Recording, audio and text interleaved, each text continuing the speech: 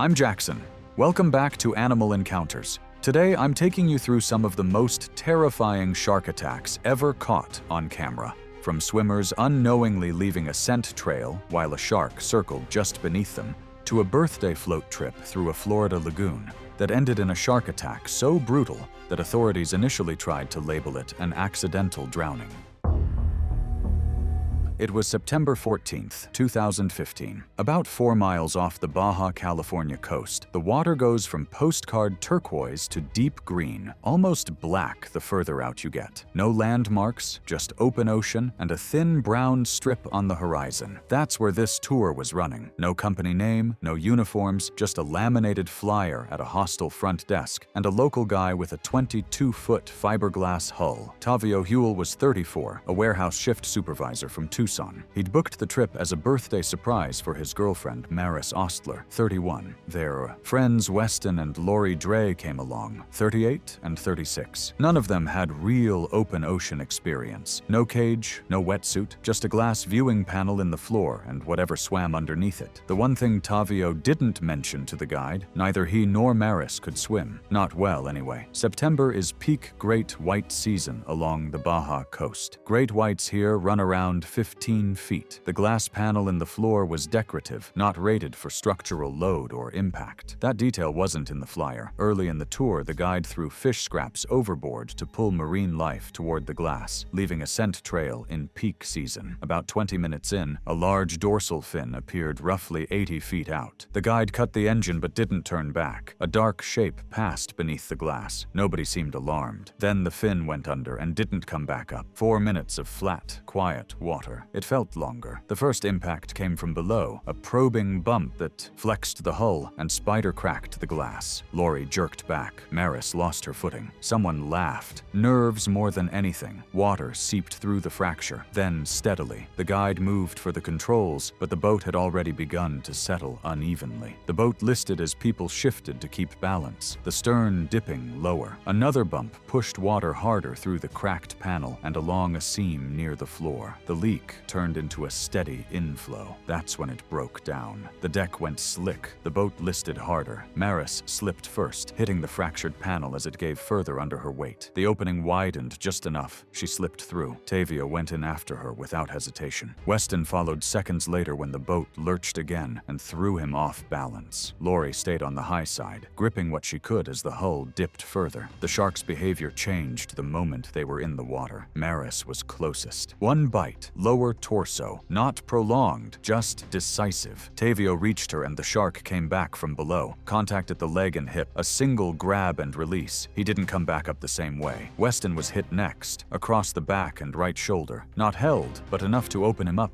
badly. The guide got a distress call out on a handheld radio and threw a cooler and life ring overboard as the boat continued taking on water. The vessel didn't shatter, it just settled lower as water filled it. No longer something you could stay on. A fishing vessel about 2 miles away reached the site in roughly 18 minutes. Tavio and Maris were both face down and unresponsive. Weston was conscious but losing blood fast. Lori was found on debris, physically unharmed. Maris died at the scene. The bite severed major abdominal vessels, and she bled out within minutes. Tavio couldn't be revived. Blood loss from the thigh and pelvic injuries was the cause. Weston survived. After surgery, but lost partial use of his right arm, Lori was treated for shock. The operator had no valid tour license. The fish scraps, the unrated glass panel, the lack of safety equipment, all of it came out in the review. Deaths were ruled accidental, with operator negligence cited. A waterproof camera near the debris had photos time-stamped up to 4 minutes before the first impact. The guide's radio log and the fishing vessel's GPS confirmed the rest. Case closed.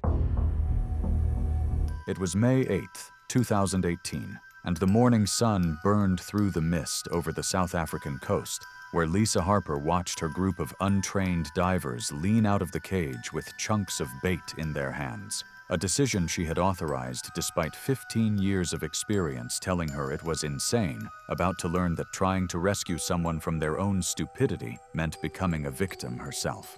Lisa Harper, 41, was a certified diving instructor from Cape Town, South Africa, who had spent her entire adult life in the water.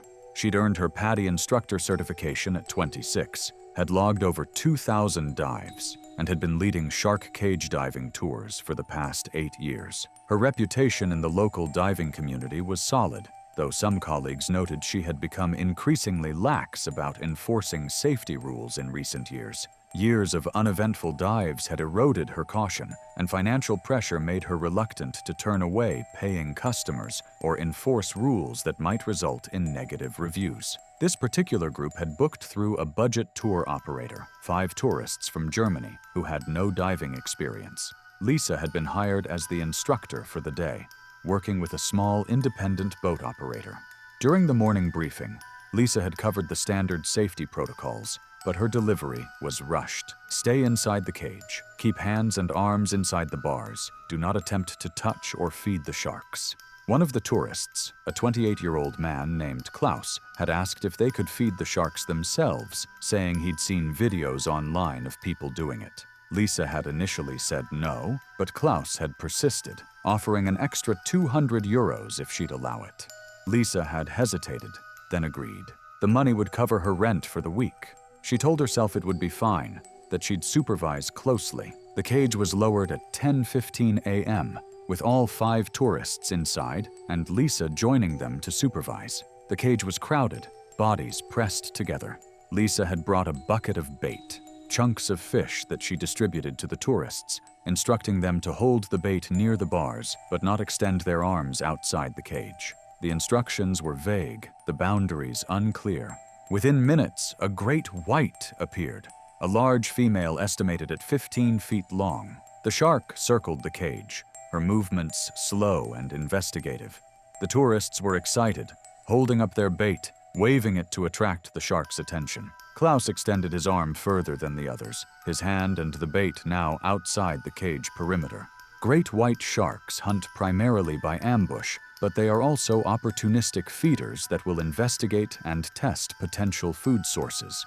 When food is presented directly to them, their feeding response is immediate and powerful, with little ability to distinguish between the food and the hand holding it. The shark was mid-pass when she turned toward the bait without warning. Klaus panicked and jerked his hand back, but not fast enough. Her jaws closed around his hand and forearm, the bite instantaneous. She released and descended, the water around Klaus's arm turning dark. Klaus was screaming into his regulator, his mangled arm pulled back through the bars, blood spreading rapidly through the water. The cage erupted. 5 untrained divers in a confined space, all of them panicking simultaneously, bodies colliding, regulators knocked loose, everyone trying to push away from the bars at once. Lisa was already moving toward Klaus, trying to get to him, trying to get herself between him and the bars. In the chaos of bodies and thrashing limbs, she lost her footing entirely, her lower body twisting toward the cage perimeter. Her left leg slipped through the bars to the hip before she could correct it. The shark was still close, drawn by the blood.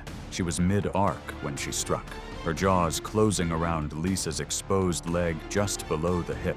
One bite, the same as before, catastrophic, immediate. The shark released and was gone into the water below. Lisa's femoral vessels were severed. She had very little time. The chaos in the cage had not stopped. Tourists still colliding. Nobody with the presence of mind to do anything useful. Lisa's grip on the bars failed as her consciousness went. Her body, already half outside the cage, slipped through and descended slowly, taken by the current before anyone above could respond. The boat crew hauled the cage up at 10:34 a.m. Klaus was still inside, his arm mangled, a tourniquet applied by one of the other tourists who had done enough to keep him alive. The crew radioed for emergency response and began searching for Lisa. Her body was recovered 40 minutes later, found floating 200 yards from the dive site. The coroner's report listed cause of death as traumatic injury to the left leg with rapid exsanguination. Time of death was estimated at less than 3 minutes after the initial bite. It was November 8th, 2015, and the dry season sun hung overhead as a flat-hulled tourboat motored across a shallow reef shelf off a small island in Fiji's Mamanuca chain. The glass-bottom operation had run daily excursions here for over a decade, with crew routinely tossing bread scraps overboard to attract reef fish beneath the panels. The practice also drew larger predators to the area over time. Darian Ashgrove was a 44-year-old real estate agent from Brisbane, Australia, on holiday with a group of friends celebrating a milestone birthday. Her companions would later describe her as someone who dismissed instructions she found excessive. The boat was operated by Kavani Tuasis, a 52-year-old Fijian captain with 20 years on these waters. The low-sided vessel carried 3 large laminated glass panels set into the floor, installed 8 years earlier without replacement despite a manufacturer recommendation for every 5 years. Weeks prior, a crew member had dropped an anchor chain onto the center panel, leaving a stress fracture that was noted in the maintenance log but never repaired. What stays with me is how ordinary the failure was. Not a dramatic collapse. Just a crack someone wrote off and a replacement someone postponed. That's the kind of negligence that doesn't look like negligence until it's too late. Tuasis briefed passengers before departure. They were to remain seated on the side benches at all times. Kneeling on the glass panels was prohibited. Approximately 40 minutes into the excursion, with the boat anchored over a section of reef shelf where reef sharks and rays were visible below, Ashgrove moved off her bench and knelt directly on the center panel to photograph a small reef shark passing beneath. Tuasis instructed her to return to her seat. She waved him off without looking up. He repeated the instruction more firmly. She continued adjusting her camera angle. A second friend joined her on the panel. Tuasis moved toward them. Before he reached them, a large shadow passed beneath the boat. An 11-foot tiger shark was cruising the reef edge near deeper water. Tiger sharks rank as the second most dangerous shark species to humans. Adults commonly exceed 14 feet and 1,400 pounds. Their serrated teeth are designed for shearing through turtle shells, bone, and cartilage. They frequently patrol reef edges in tropical waters, and investigatory bumps against boats and hulls are well-documented behavior. The fractured panel had been near failure for weeks. Under the concentrated weight of 2 women kneeling on it, the existing crack gave way without warning. The laminated layers delaminated along the fracture line, and the center of the panel sagged sharply inward. The glass didn't shatter completely, but the sudden structural give underfoot sent both women scrambling. Ashgrove's friend threw herself sideways onto the bench. Ashgrove, off balance and closer to the low gunwale, overcorrected and pitched over the edge into the water. She surfaced alongside the hull, disoriented and splashing in water still clouded from the morning's fish feeding. For roughly 10 seconds, she struggled to orient herself, her panicked splashing in the scent-laden water drawing the tiger shark's attention. The shark passed beneath her, then turned and delivered a single investigatory bite to her thigh and hip. The serrated teeth opened deep lacerations through muscle and tissue, severing major blood vessels. The shark released and circled away. The crew scrambled to reach her but was simultaneously managing water ingress through the damaged panel and stabilizing panicking passengers. That sequence is what I find cruel about this one. She didn't jump in. She didn't fall through the glass. A crack nobody fixed pitched her over the side, and by the time she hit the water, the shark was already beneath her. Ashgrove was pulled from the water, but had lost catastrophic amounts of blood. She was pronounced dead before reaching shore. The investigation determined the primary cause was structural failure of a panel that had not been repaired or replaced within guidelines. The victim had been kneeling on it against direct instruction. The operation was suspended, and the owner cited for maintenance violations. It was September 9th, 2017, on the Outer Banks of North Carolina. The beach stretched for miles in both directions, with sand dunes rising 20 to 30 feet high behind the shore. Visibility in the water was poor, approximately 3 to 6 feet, due to storms 2 days earlier that had stirred up sediment along the coast. A sandbar ran parallel to the beach, roughly 75 yards offshore, creating a shallow area where waves broke before reaching the shore. Linda Pritchard was 51 years old. She lived in a small house 4 blocks from the beach with her husband, Robert. She had been swimming in the ocean nearly every morning for the past 12 years. typically entering the water around sunrise and swimming parallel to the shore for 20 to 30 minutes. She was a strong swimmer and had completed several open-water swimming events in her 40s. Neighbors and other regular beachgoers recognized her as a fixture of the early morning beach scene. Linda's daughter Claire had died 3 years earlier, on September 9, 2014, in a car accident. Claire was 19 years old at the time, home from college for the weekend. She had been driving back to school when her car was struck by another vehicle on the highway. Linda had struggled significantly with the loss. She had taken a leave of absence from her job as a bank teller and spent months barely leaving the house. Her husband later told investigators that swimming had been one of the few activities that seemed to help Linda cope with her grief. The beach where Linda swam held particular significance. It was the location where she had taught Claire to swim when Claire was 5 years old. Linda had mentioned to several friends over the years that she felt closest to her daughter when she was in the water at that spot. On the anniversary of Claire's death each year, Linda would swim at sunrise, spending longer in the water than usual. That morning, Linda woke at 5:30 a.m. She told her husband she was going to the beach. Robert asked if she wanted him to come with her, as he had on the previous 2 anniversaries, but Linda said she preferred to go alone. She walked to the beach, arriving at approximately 6:15 a.m. A lifeguard station was located roughly 300 yards south of where Linda entered the water, but it was not staffed at that hour. Lifeguards typically arrived at 9 a.m. during September. 2 surfers were in the water approximately 400 yards north of Linda's entry point. They later told investigators they had arrived around 6 a.m. Neither had seen anything unusual in the water before Linda arrived. Linda entered the water at 6:22 a.m. She waded out to chest depth, then began swimming parallel to the shore, heading south. Her husband, Robert, had walked to the beach separately and was sitting on the sand near the dune line, approximately 120 feet from the water. He had brought a thermos of coffee and intended to wait for Linda to finish her swim, as he had done on the previous 2 anniversaries. Bull sharks are among the most dangerous shark species to humans, typically measuring 7 to 11 feet in length and weighing between 200 and 500 pounds. They are common in North Carolina coastal waters, particularly during warmer months, and frequently hunt in murky, shallow surf zones where visibility is poor. Unlike most sharks, bull sharks can tolerate brackish and fresh water, allowing them to enter estuaries, river mouths, and near-shore areas where people swim. They are territorial and aggressive hunters with stocky, powerful bodies built for ambush attacks in turbulent water. Their teeth are designed to grip and tear flesh, and they often target the lower extremities of prey in shallow water. Bull sharks are particularly active during dawn and dusk, and are attracted to areas with poor visibility where they can approach prey undetected. Linda swam south along the beach for approximately 14 minutes. She remained in water that ranged from chest to shoulder depth, occasionally swimming over the sandbar where the depth decreased to waist level.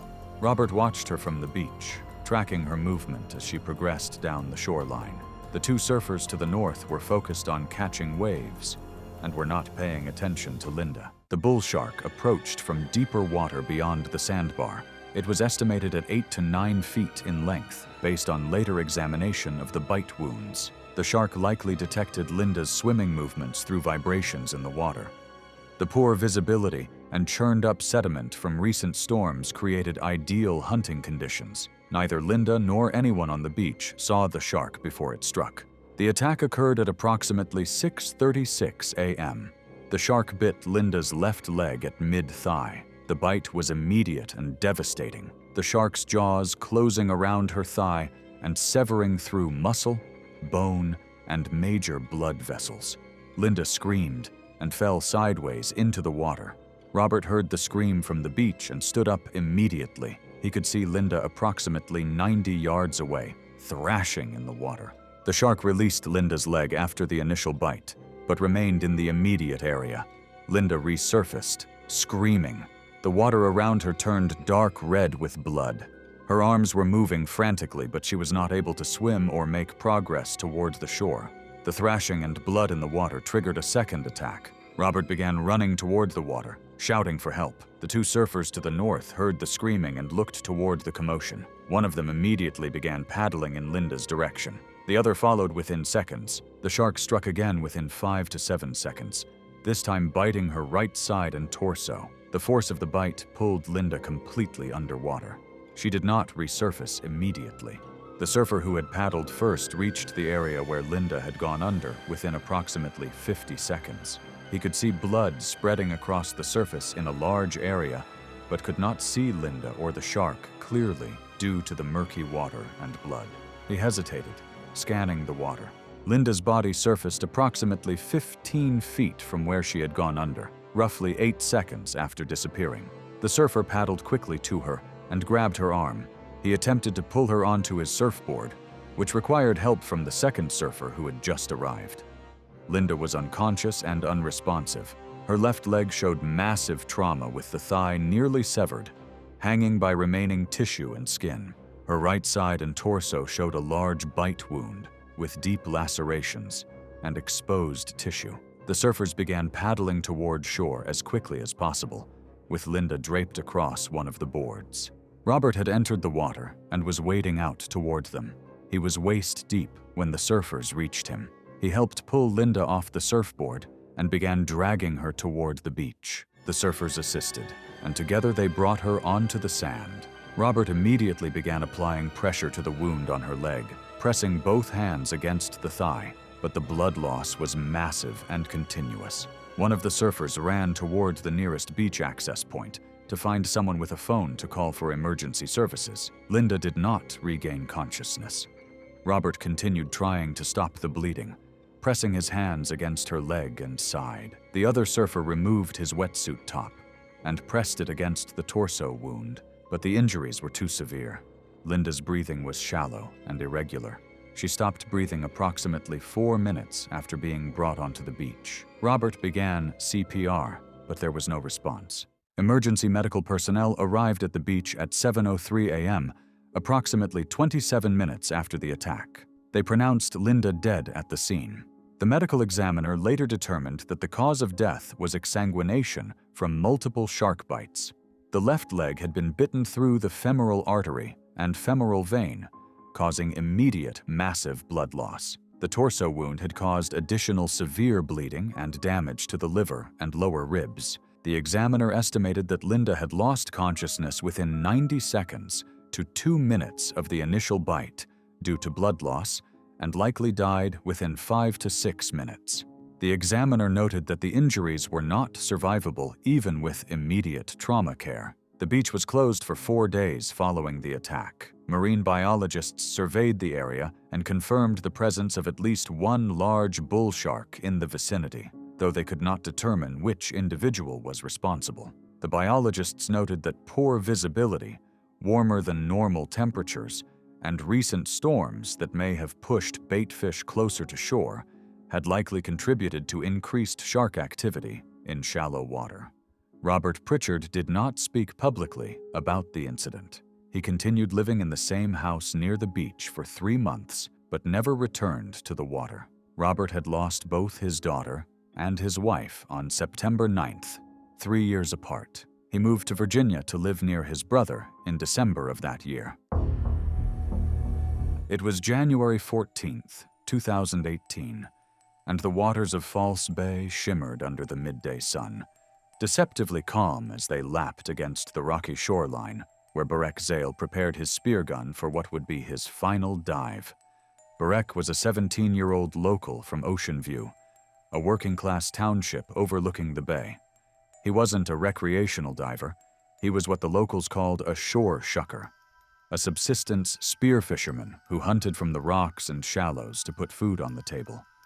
His mother worked double shifts at a fish processing plant, and Barek's catches helped stretch their grocery budget through the month. He'd been diving these waters since he was 12, learning from older fishermen who taught him to read currents and identify the best hunting grounds.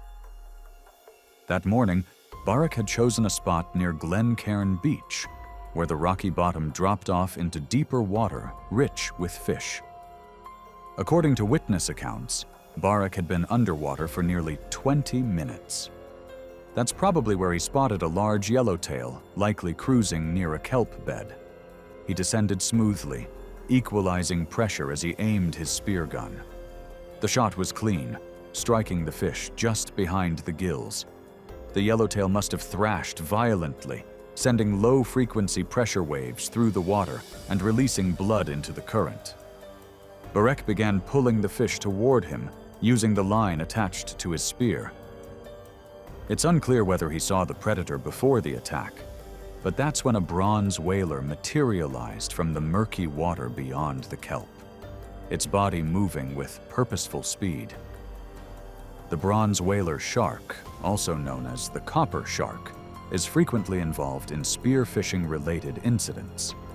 Growing up to 10 feet in length and weighing over 600 pounds, these sharks possess rows of triangular, serrated teeth designed to tear through flesh and bone. Unlike great whites, bronze whalers are bold and competitive feeders, often entering shallow waters to investigate vibrations and blood in the water. In incidents like this, attacks often involve defensive interception of a perceived threat. They're particularly drawn to struggling fish, and their feeding response can escalate rapidly into what marine biologists call competitive aggression, a state where the shark becomes fixated on securing a resource at any cost. Evident to the scene reconstruction and eyewitness accounts in the aftermath, Barek made a fatal decision. He pulled the still thrashing fish against his chest and began swimming toward a nearby rock outcrop, likely hoping to climb out before the shark closed the distance. The bronze whaler accelerated, its powerful tail propelling it forward in a direct charge. Two recreational freedivers, roughly 80 yards offshore, later told investigators they noticed the shark's posture change abruptly, from loose circling to a straight, purposeful line, seconds before the strike. Barek kicked frantically toward the rocks. Now only 15 feet away, the shark closed the gap in seconds, its snout pushing through the water. One of the freedivers surfaced and shouted a warning, raising an arm toward the rocks, but Barek never turned. Barek raised his left arm instinctively to push the shark's snout away, a defensive gesture that sealed his fate. The shark's jaws opened wide, revealing rows of serrated teeth. It lunged at the arm extended toward it in a defensive response, not directly at the fish. A fisherman on a small center console boat near the mouth of the bay later said he saw the shark's pale underside roll towards the surface just before impact. The massive jaws engulfed Barek's left arm up to the shoulder. Then came the shake, a violent, side-to-side thrashing motion. The force of the shake was catastrophic. Witnesses described seeing Barek's body jerk sharply in the opposite direction of the shark's movement. Both freedivers reported a dense, expanding red cloud that collapsed visibility almost instantly, though not in the exaggerated cinematic sense previously reported. Barek sank beneath the surface without a sound, his body descending toward the rocky bottom as the yellowtail, still attached to his spear gun, drifted away in the current. The fisherman said the shark surfaced once more, its head shaking as something large trailed from its mouth before it turned and vanished. The freedivers swam toward the rocks in panic and repeatedly pointed toward the sinking spot, shouting for help from shore. Rescuers arrived by boat 15 minutes later, but by then Barek had been underwater for nearly 20 minutes. They recovered his body from a depth of 30 feet, where it lay motionless against a sloping rock ledge. Active bleeding was observed initially, but had largely diminished by the time of recovery. The arm was never found. The coroner's report listed the cause of death as exsanguination due to traumatic amputation of the left upper extremity, with contributing factors of drowning and hypovolemic shock. The report noted that the near-complete traumatic amputation with extensive tissue destruction, combined with the serrated tooth marks visible on the remaining tissue, was consistent with a large shark bite. Death occurred within minutes of the attack. though the body was recovered later. Marine biologists noted that bronze whalers had become increasingly bold around spear fishermen, likely due to years of conditioning where they learned to associate the sound of spear guns with easy meals. For Barek's community in Ocean View, his death was a stark reminder that the ocean they depended on for survival could turn lethal in seconds. It was April 6, 2017, when the notorious waters of Gansbaai, South Africa, became the scene of another devastating cage diving tragedy. Located near Cape Town, Gansbaai had earned its reputation as the great white shark capital of the world, with the waters around Dyer Island and Geyser Rock forming one of the most active great white hunting zones on the planet. Pierce Hale, a 38-year-old construction foreman from Houston, Texas, had traveled to Gansbaai with 4 close friends for what they planned as the ultimate adventure vacation. The group had booked with a licensed commercial operator using a recently modified cage that had undergone repairs following damage from a previous season. The steel structure featured a corner joint that had been re-welded after corrosion damage, but the repair had not been fully stress-tested under operational conditions.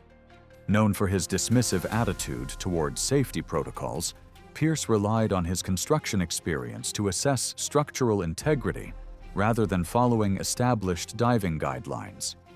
The dive operation began according to standard protocols, with the group entering the steel cage designed for great white encounters in Gansbaai's challenging waters. Great whites in this region are known for their size and aggressive investigative behavior, requiring specially constructed barriers with reinforced joints and careful positioning. Several concerning factors emerged during the dive preparation. Great white activity had increased significantly during the morning operations, with multiple large individuals showing typical investigative behavior around the cage. The operator conducted standard baiting procedures at appropriate distances, but the presence of several massive great whites created an environment requiring absolute adherence to safety protocols. Great whites in Gansbaai waters are particularly large and bold, often approaching cages directly to investigate potential food sources. Their investigative behavior involves powerful bumping and testing of structures, which can create tremendous stress on cage components, especially at joints and weld points. As the cage descended to 25 feet, the dive proceeded normally for the first 20 minutes.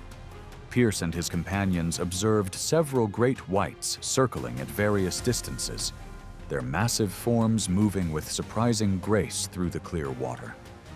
The dive master maintained strict protocols, ensuring all participants remained safely within the protective barrier. A massive great white, estimated at 17 feet long and weighing over 3,500 pounds, had been circling the cage for several minutes, displaying typical bold investigative behavior. Great whites are known for their direct approach to unfamiliar objects, often making physical contact to assess potential structures. The shark began bumping the cage repeatedly, each impact sending vibrations through the steel frame and placing stress on the welded joints. Pierce felt the frame flex and saw the gap widen as the cage shook with each bump. His construction background made him believe he could assess the structural integrity of the repair.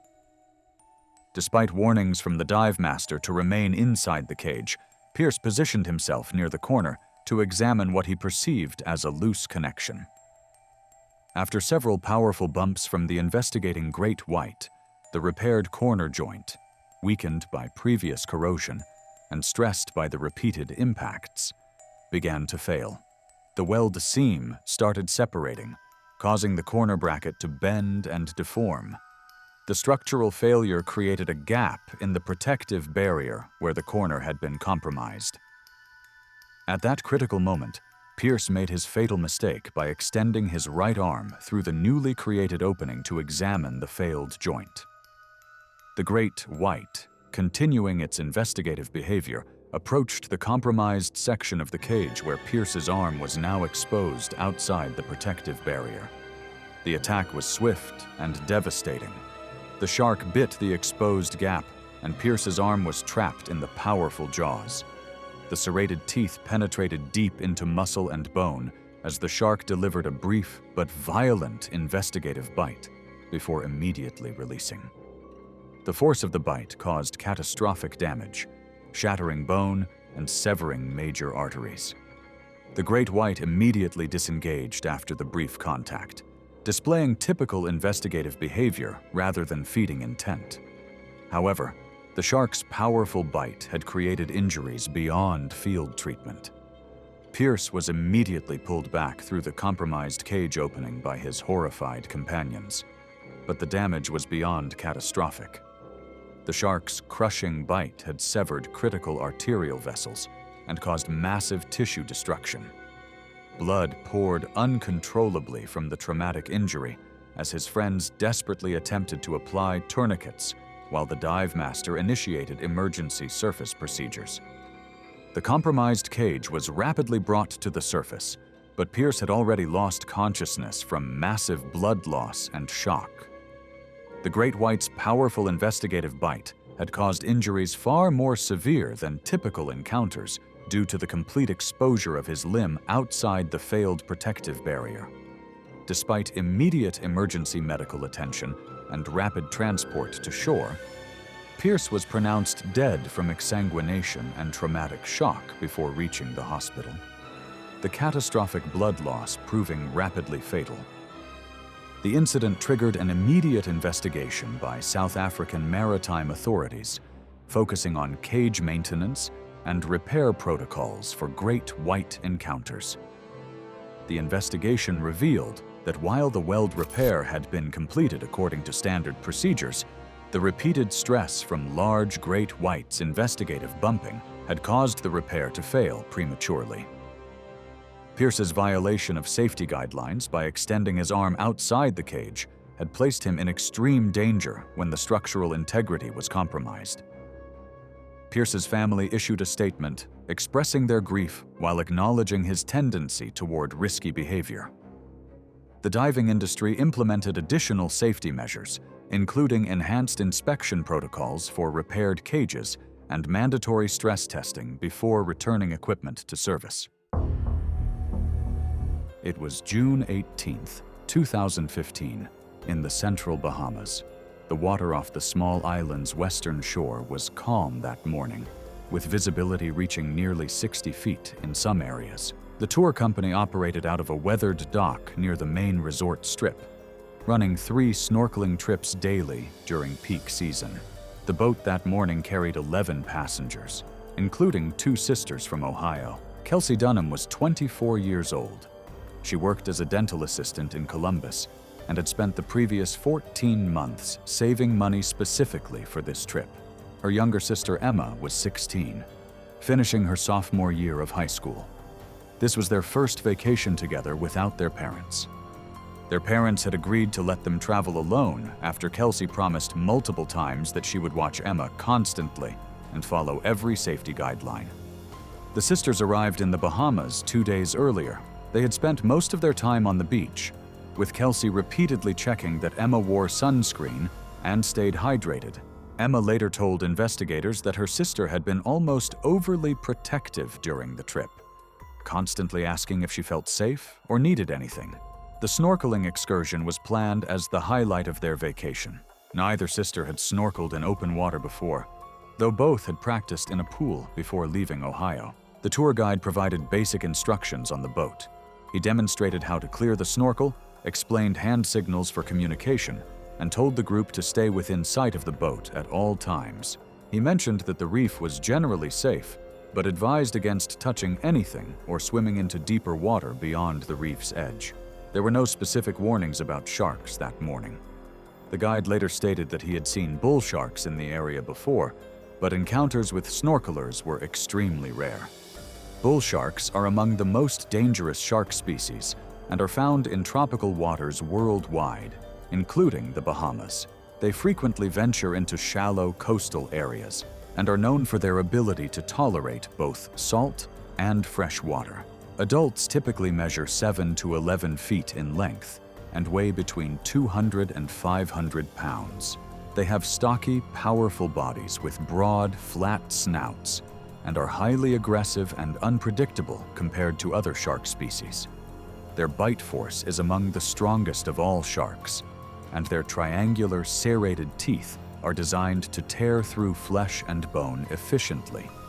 When one shark attacks and draws blood, others in the area are often attracted to the disturbance. The group entered the water at approximately 9:47 a.m.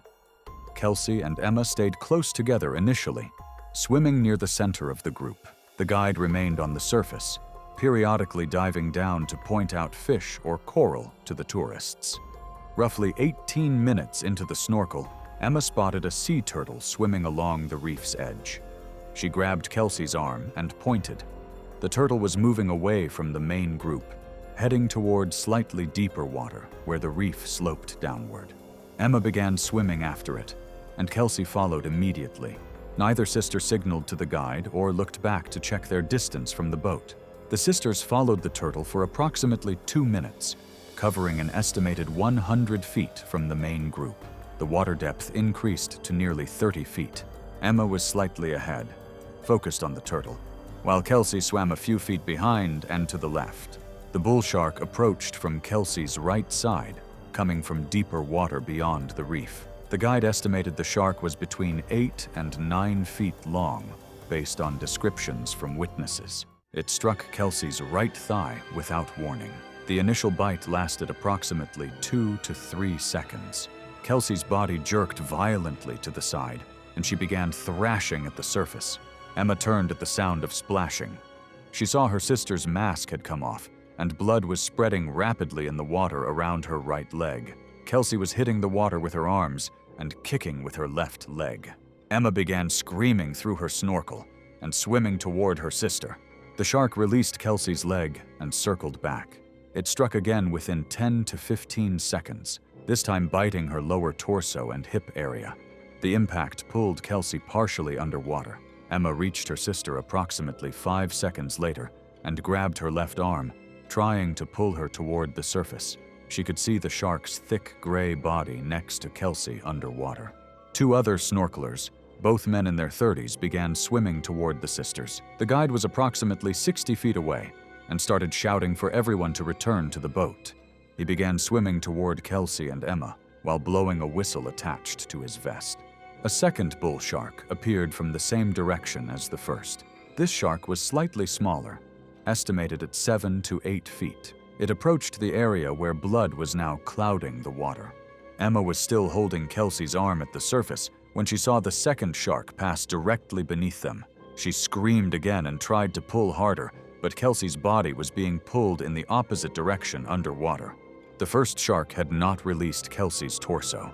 The second shark began biting at her legs and lower body. Emma's grip on her sister's arm broke. Kelsey disappeared beneath the surface completely. The water was too clouded with blood for Emma to see clearly, but she could see dark shapes moving violently below. The guide reached Emma and grabbed her around the waist. She fought against him, trying to dive down toward where her sister had gone under. The guide was significantly larger and managed to drag Emma backward through the water. She continued screaming and reaching toward the area where Kelsey had disappeared.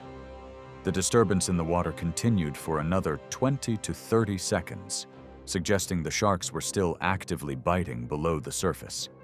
The guide pulled Emma approximately 30 feet away before 2 other tourists helped bring her back to the boat. The entire attack sequence lasted between 2 and 3 minutes from the initial bite. The boat captain had already started the engine. Once Emma and the guide were aboard, along with the other tourists, the captain moved the boat closer to where Kelsey had gone under. The guide and captain scanned the water but could not see her. Blood continued to spread across the surface in a wide area. They waited approximately 5 minutes, circling slowly, but Kelsey did not resurface. The boat returned to the dock, and local authorities were contacted at 10:31 a.m. A search began within 40 minutes, using 2 boats and several volunteers from nearby dive operations. Emma remained on the dock with the tour company owner, in shock and largely unresponsive. The boat captain stayed with her while the guide returned to the water to help with the search. Kelsey's body was recovered approximately 3.5 hours later, roughly 300 yards from the attack site. The current had carried her along the reef line into slightly deeper water. The body showed severe trauma consistent with multiple shark bites from at least 2 animals. Her right leg had been severed at mid-thigh. The left leg showed deep cuts and tissue loss. The torso and hip area showed extensive damage with large sections of tissue removed. The medical examiner determined that the cause of death was massive blood loss and drowning, occurring within 2 to 3 minutes of the initial attack. The examiner noted that survival would have been impossible even with immediate medical care. The local police ruled the death accidental. The tour company was questioned about safety protocols, but no criminal charges were filed as the company had followed standard operating procedures for the area. Kelsey's parents flew to the Bahamas the following day and brought both daughters home. Emma required psychological counseling for over 2 years following the incident. The family did not pursue legal action. Kelsey's father told a family friend that no lawsuit would bring his daughter back, and that Kelsey had made the choice to follow the turtle away from the group. Emma has not gone swimming in the ocean since. It was March 30th, 2013, and a light trade wind ruffled the Pacific off Oahu's windward coast. The morning was clear and warm, the water calm, and the conditions near perfect for paddling. And a group of 8 kayakers paddled single file over a shallow reef shelf where sea turtles, rays, and reef fish were visible through the transparent hulls of their vessels. The Clear Kayak Eco Tour had operated along this stretch of coastline for 4 seasons, offering tourists a unique perspective on Hawaii's marine ecosystem from see-through polycarbonate boats that allowed them to watch the ocean floor pass directly beneath their feet. Sloan Driscoll was a 36-year-old travel photographer from Portland, Oregon, visiting Oahu specifically for ocean photography content. The Clear Kayak Tour had appeared on her shot list after she saw promotional images of marine life beneath the transparent hulls. Her portfolio relied on distinctive underwater perspectives that set her work apart, and the transparent kayak offered angles she couldn't get from a boat or the shoreline. The tour was operated by Keone Palakiko, a 48-year-old Hawaiian who had grown up along the windward coast and built the kayak business over 4 years. The route followed the reef shelf, but passed near a channel where the bottom dropped off sharply, a known transit corridor for tiger sharks moving between feeding grounds along the coast. Palakiko briefed the group before launch.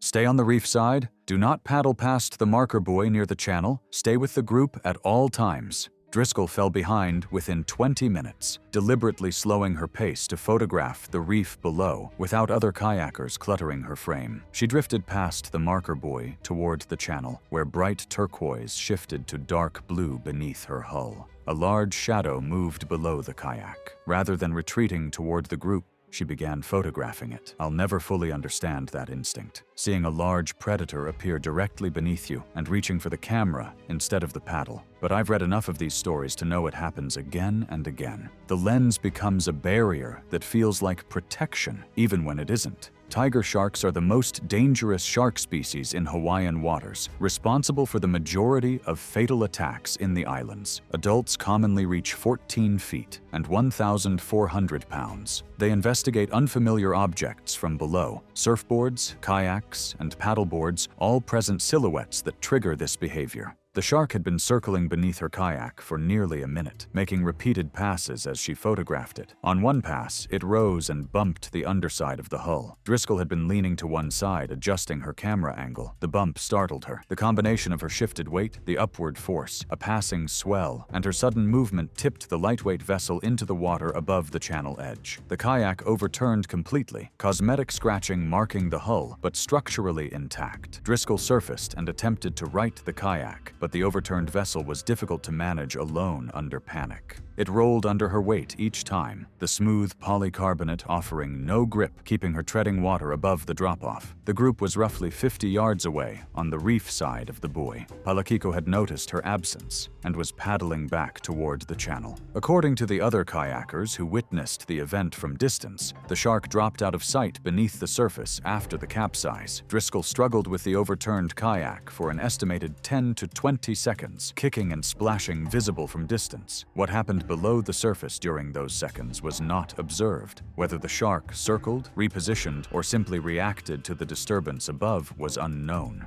It struck from below and behind her, from an angle she never saw, delivering a single bite to her lower body. The serrated teeth opened deep lacerations across her thigh, severing major blood vessels. Driscoll surfaced after the bite and attempted to swim toward the reef, but her injured leg wouldn't respond. She stayed at the surface for several seconds, weakening visibly as blood clouded the water. She slipped below and did not resurface. The cause of death was later determined as blood loss and drowning. 50 yards. That's how close the nearest kayaker was when it happened. Close enough to watch, not close enough to help. That distance is the detail from this story I don't think I'll forget. Palakiko paddled to the area immediately, but found only the capsized kayak and a widening blood trail in the water. Coast Guard divers recovered remains the following day. The investigation found Driscoll had drifted beyond the designated boundary into a known shark corridor. Palakiko was not found liable, but the tour route was permanently altered to increase distance from the channel. The incident intensified scrutiny of ocean-based tourism operations across the state.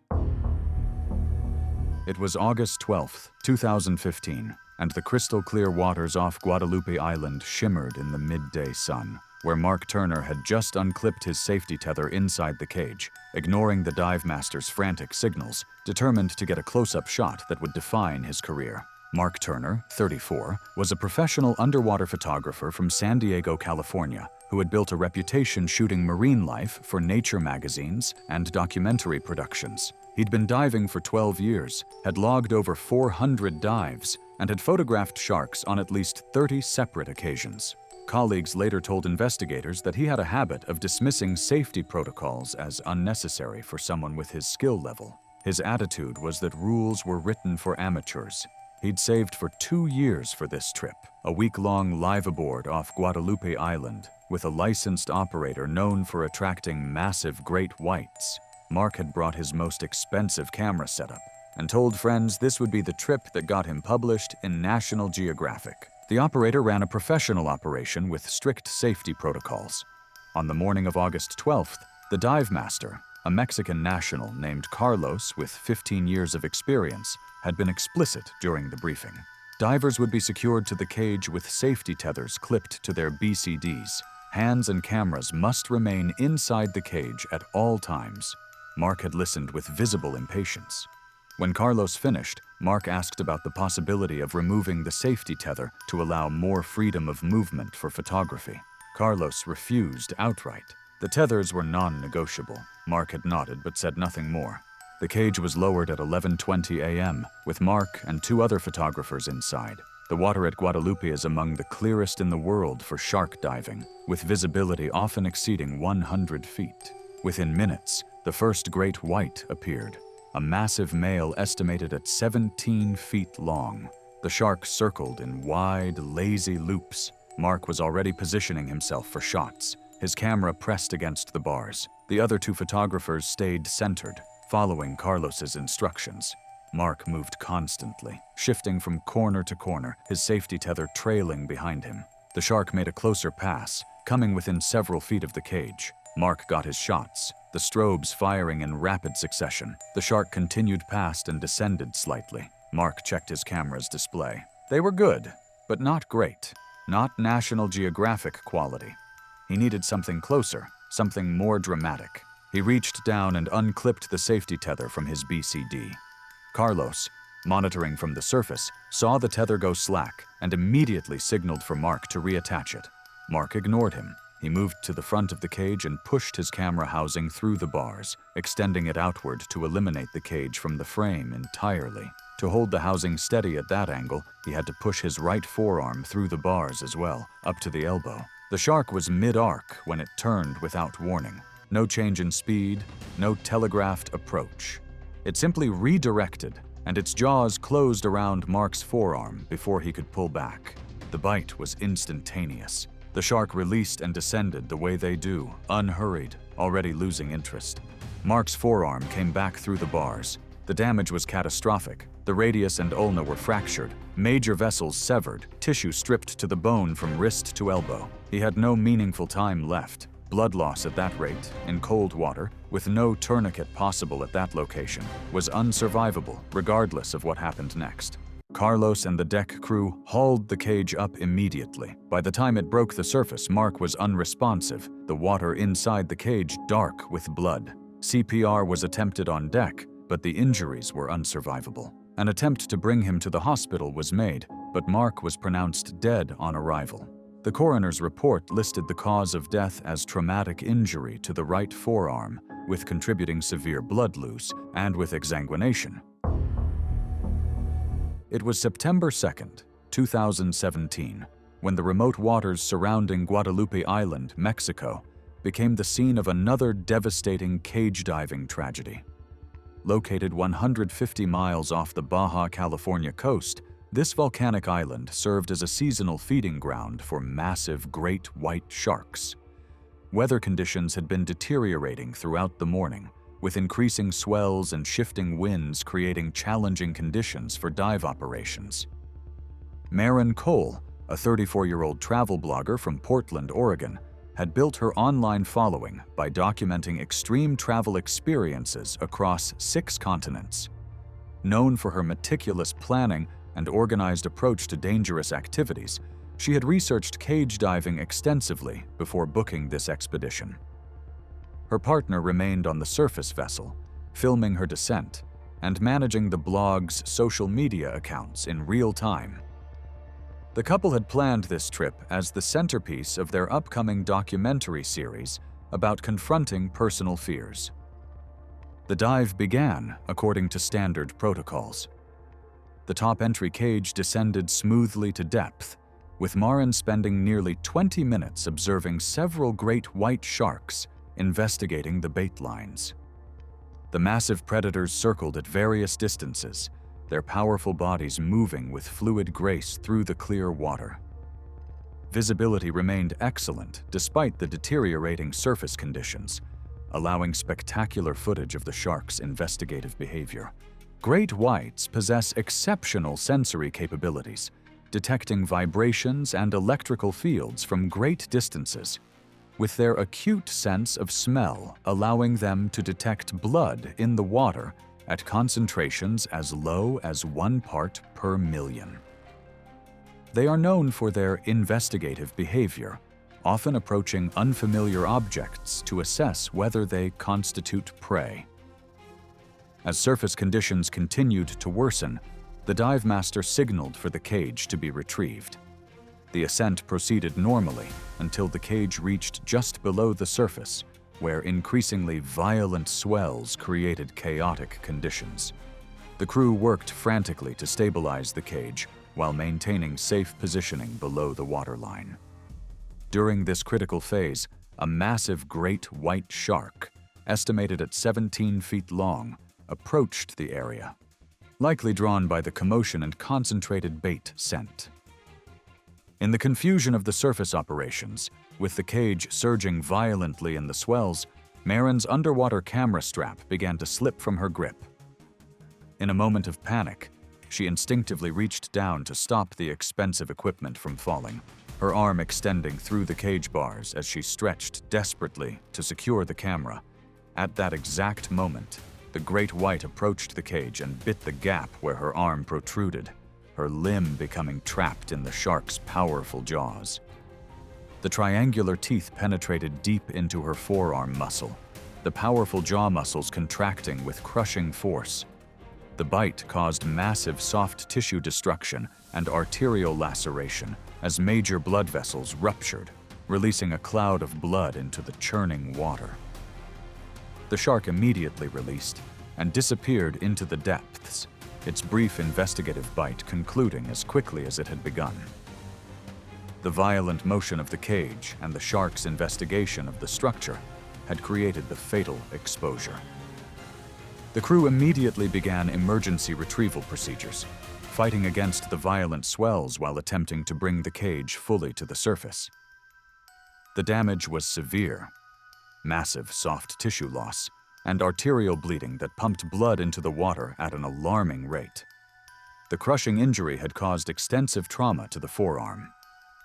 Despite the crew's frantic efforts to apply tourniquets and provide emergency medical care, Maren had sustained injuries that required immediate surgical intervention.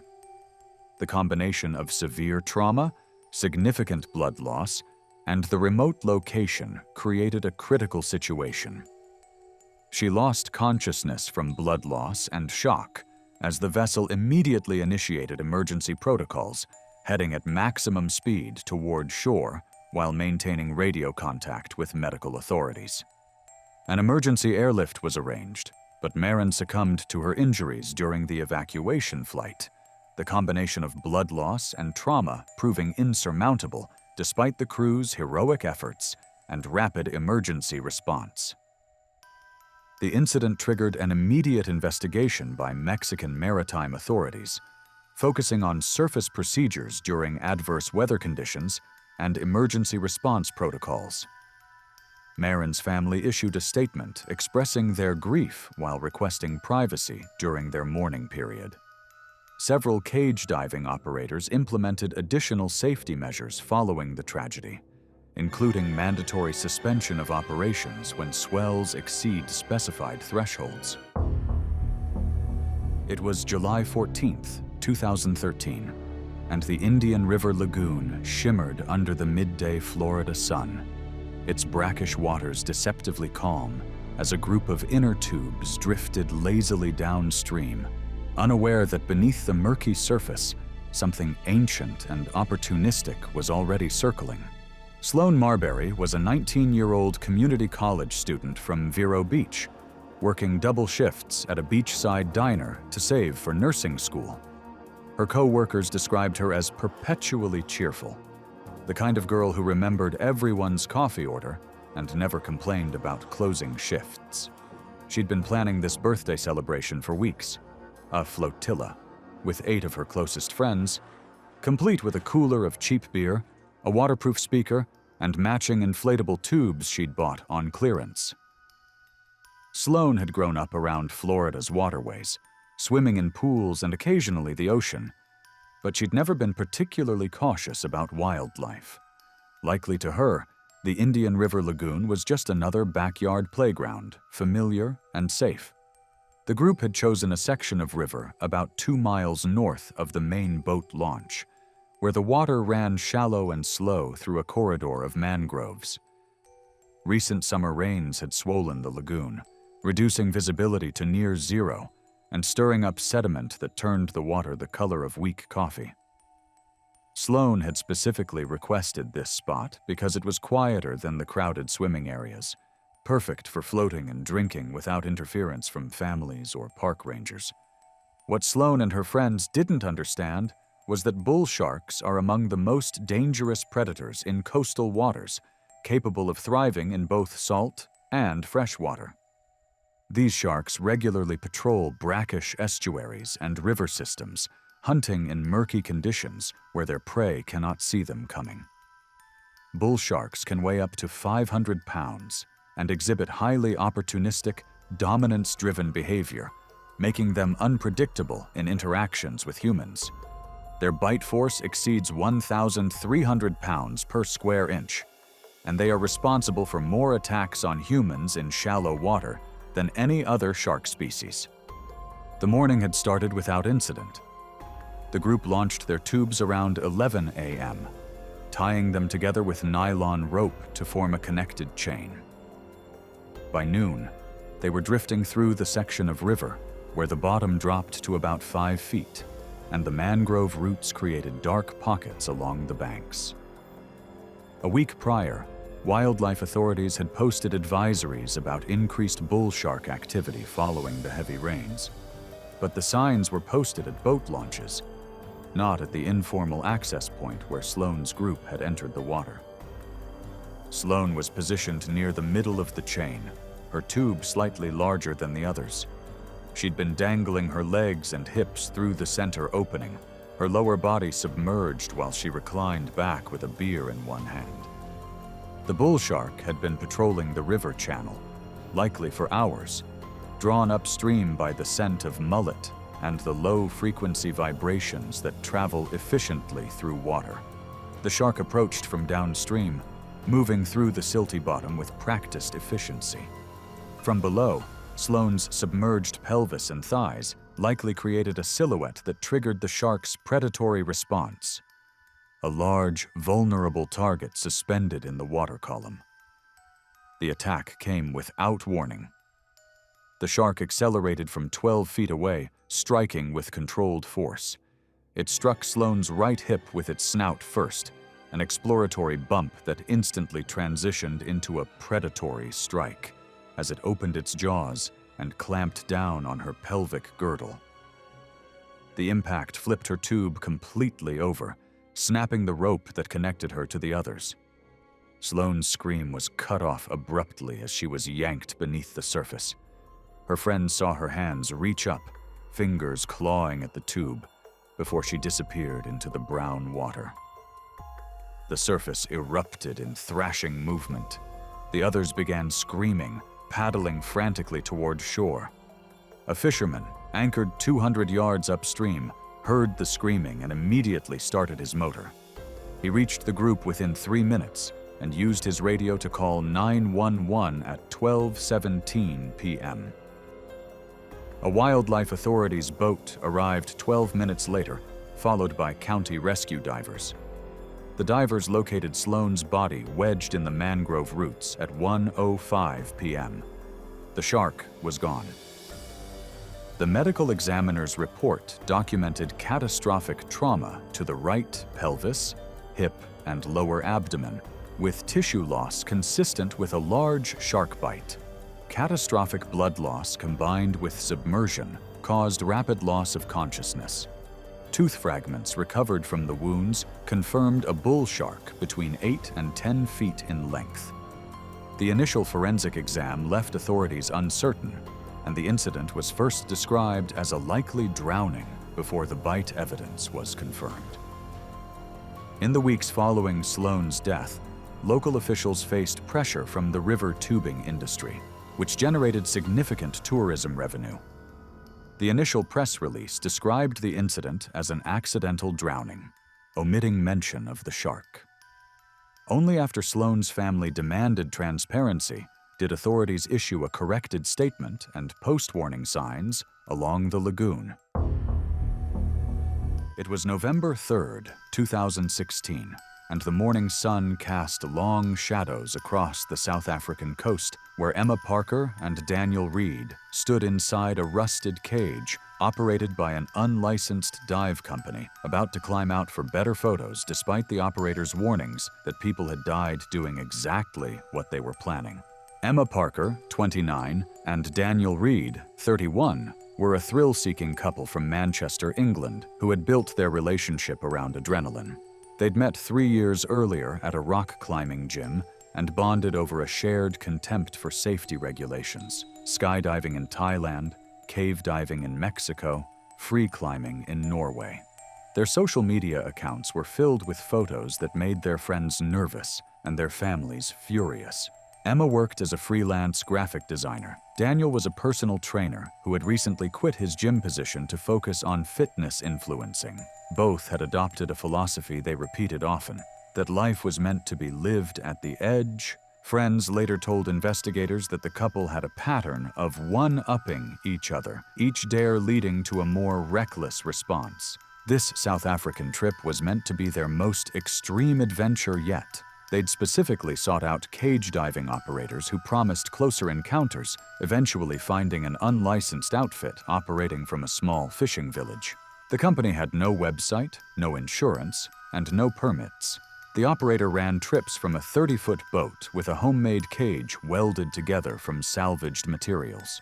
The cage bars were spaced wider than regulation, roughly 10 inches apart, and the welds showed visible rust and stress fractures. The morning of the dive, the operator had given a brief safety talk that Emma and Daniel largely ignored. He'd mentioned staying inside the cage and absolutely not exiting under any circumstances. Emma had laughed and asked what the point was if they couldn't get close. Daniel had already been planning the shot he wanted, both of them outside the cage with a great white in the background. The cage was lowered into the water around 9:30 a.m., with Emma and Daniel as the only divers. The water was murky, visibility perhaps 15 feet, with a strong current pulling at the cage. The operator began chumming the water, dumping buckets of fish blood and guts to attract sharks. Within 20 minutes, the first dorsal fin appeared, cutting through the surface roughly 40 feet away. Great white sharks are apex predators that can reach lengths of up to 20 feet and weigh over 5,000 pounds. Their bite force measures approximately 4,000 pounds per square inch, powerful enough to crush bone and tear through muscle with a single snap. Their teeth, arranged in multiple rows and constantly replaced throughout their lives, are serrated like steak knives, designed to grip and saw through flesh. The shark circled the cage twice, a massive female estimated at 16 feet long. Emma and Daniel were already climbing out, ignoring the operator's shouts from the boat. Daniel went first, pulling himself up and over the top edge of the cage, then positioning himself on the outside, gripping the bars with both hands. Emma followed, maneuvering to the opposite side. Both were now fully exposed in the open water, their bodies pressed against the cage exterior, legs dangling below. The shark circled without urgency, the same lazy arcs it had been making since it appeared. There was no visible change in its behavior when they climbed outside. No acceleration, no focused approach. It simply continued circling, indifferent, its black eye passing over them each time it came around. Daniel shifted position to get a better angle, and his left hand slipped on the wet metal. His body slid down the cage exterior, legs kicking instinctively to regain purchase. He never saw it come. The shark was mid-arc when it turned upward without warning. No charge, no telegraphed approach. One moment it was completing its pass, the next its jaws were open and driving upward into Daniel's lower body. The bite was over in under a second. A single catastrophic clamp and lateral head shake, the same mechanics it used on seal carcasses. Then it descended, unhurried, and was gone into the murk. Daniel's femoral artery was severed. At that depth, with that vessel open, he had perhaps 2 minutes of meaningful consciousness. He didn't scream. His grip simply failed, and he began to sink. Emma grabbed him, got her arm around his torso, and pulled. She didn't register the pain in her left side yet, the cold water and adrenaline masking what the shark's dorsal fin had done during the strike. A deep gash along her ribcage as it drove past her to reach Daniel. She held him for a few seconds, both of them drifting with the current. But his weight was working against her and she had no footing, nothing to brace against. He slipped from her grip slowly, not all at once, his body turning as the current took him, and then he was gone, into the dark below. The shark did not return. Emma surfaced alone. The operator pulled her over the side of the boat. She was unresponsive by the time she cleared the water, her breathing shallow and wet, blood soaking through her wetsuit from the wound she hadn't known she had. Emergency responders arrived 38 minutes after the initial call. Emma was airlifted to a trauma center in Cape Town, where surgeons worked for 6 hours to repair the damage. She survived the initial surgery but developed sepsis from the massive contamination of the wounds. Infection spread rapidly through her bloodstream, despite aggressive antibiotic treatment. She died 4 days later, her organs shutting down one by one. Daniel's body was recovered 2 days after the attack, found washed up on a beach 8 miles down the coast. The coroner's report noted massive traumatic amputation of the right leg, with complete severance of the femoral artery. It was August 27, 2018, when the pristine waters surrounding Guadalupe Island, Mexico, became the site of another devastating cage diving incident. The remote location, 150 miles off the Baja California coast, offered some of the world's clearest shark diving conditions, but also meant that emergency assistance was hours away, making any serious incident extremely challenging to manage. The isolated setting provided pristine diving conditions with visibility exceeding 150 feet, and water temperatures holding steady at 68 degrees Fahrenheit. However, the remote location also meant that advanced medical care was far from reach, making any serious injury potentially fatal. Romy Grant, a 26-year-old marine biology graduate student from the University of California, San Diego, had joined a privately funded research expedition to study great white shark behavior patterns using advanced underwater filming equipment. The expedition was using an experimental filming platform with modified cage specifications to accommodate specialized research equipment. Known for her calm demeanor and methodical approach to scientific procedures, Romy had extensive experience with controlled laboratory settings, but limited exposure to large marine predators in their natural environment. Her academic focus on shark sensory systems had prepared her theoretically for this field research, but practical experience with massive great whites remained minimal. 3 close friends from her graduate program accompanied her on the expedition, all eager to observe sharks in their natural habitat.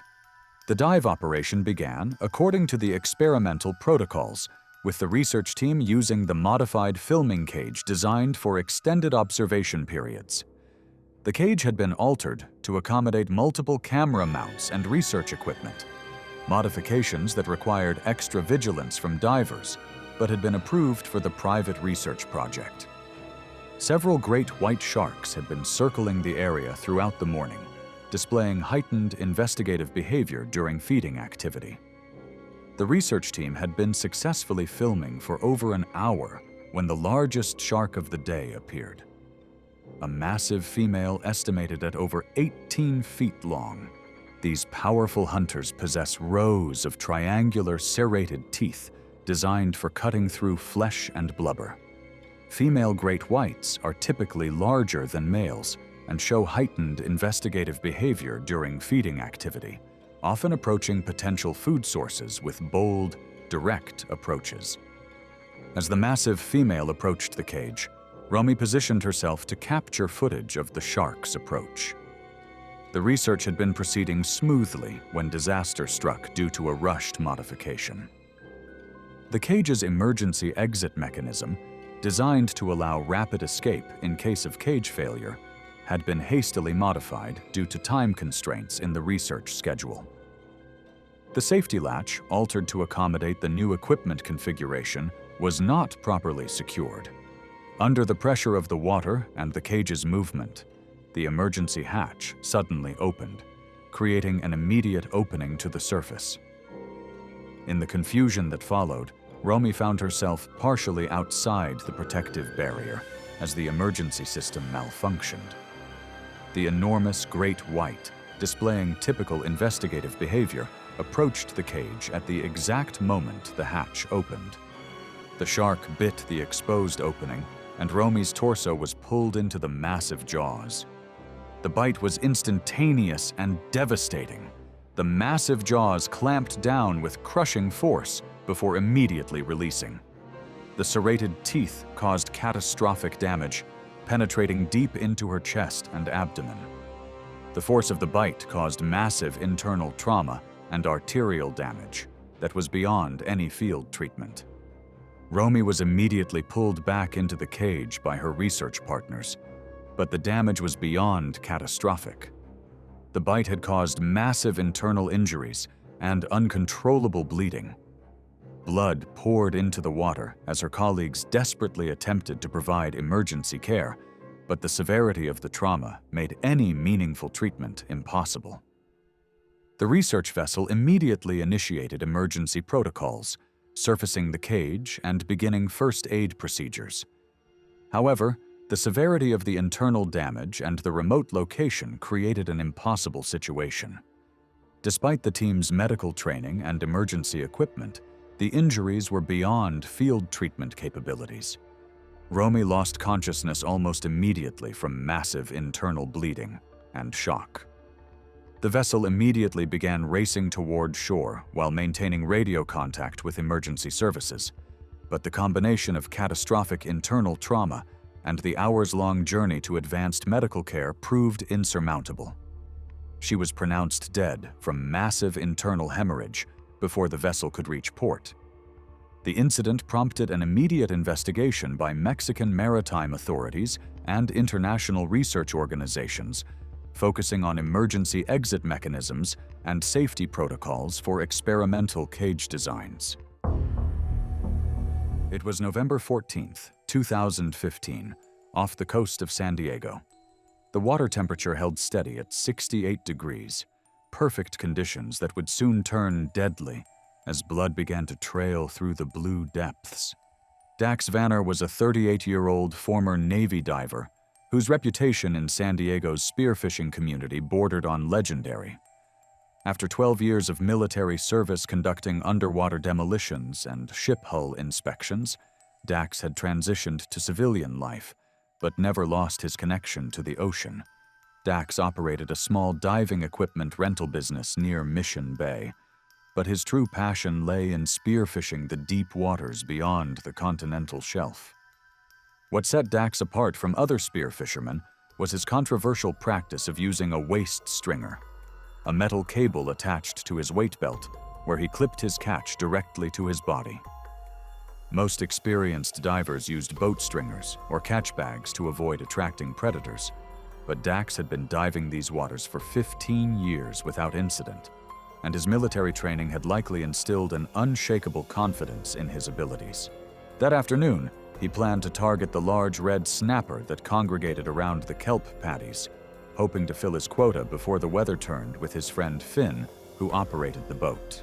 Little did he know, short-fin mako sharks patrol these waters as the ocean's fastest predators, capable of reaching high-speed bursts exceeding 30 miles per hour in short sprints. These can grow up to 1,000 pounds and possess rows of long, needle-sharp, unserrated teeth designed not for cutting, but for snagging and impaling slippery prey. Unlike other shark species, makos hunt by sight and speed rather than stealth, using their exceptional vision to track the glinting scales of fish from remarkable distances.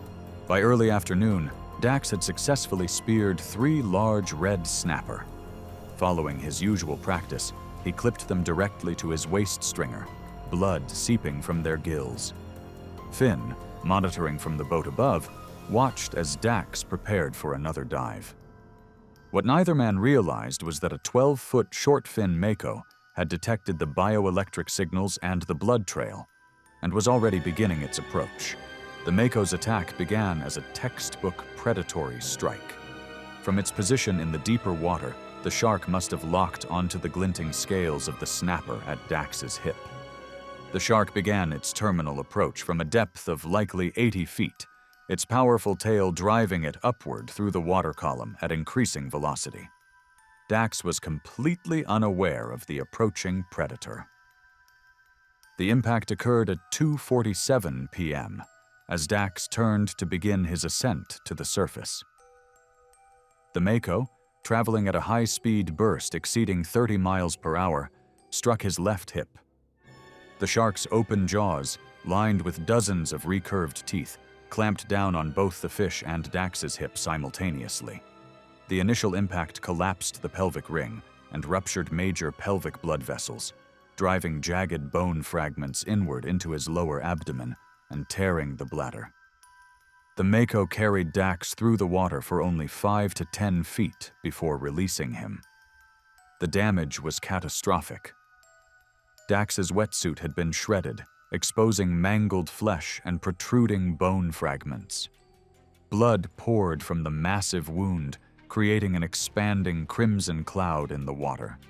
His left leg rotated freely at the hip, no longer structurally connected to the pelvis. Finn witnessed the attack from above.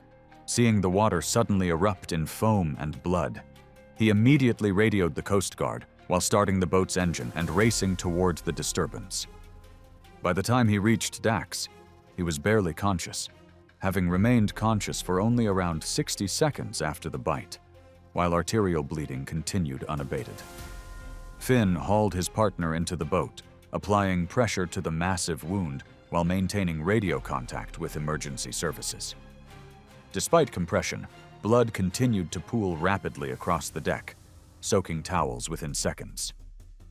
Dax lost consciousness approximately 4 minutes after the bite, his pulse becoming thready and then absent. Finn continued CPR while awaiting assistance, but the extent of internal bleeding and pelvic vascular destruction made resuscitation impossible in the field.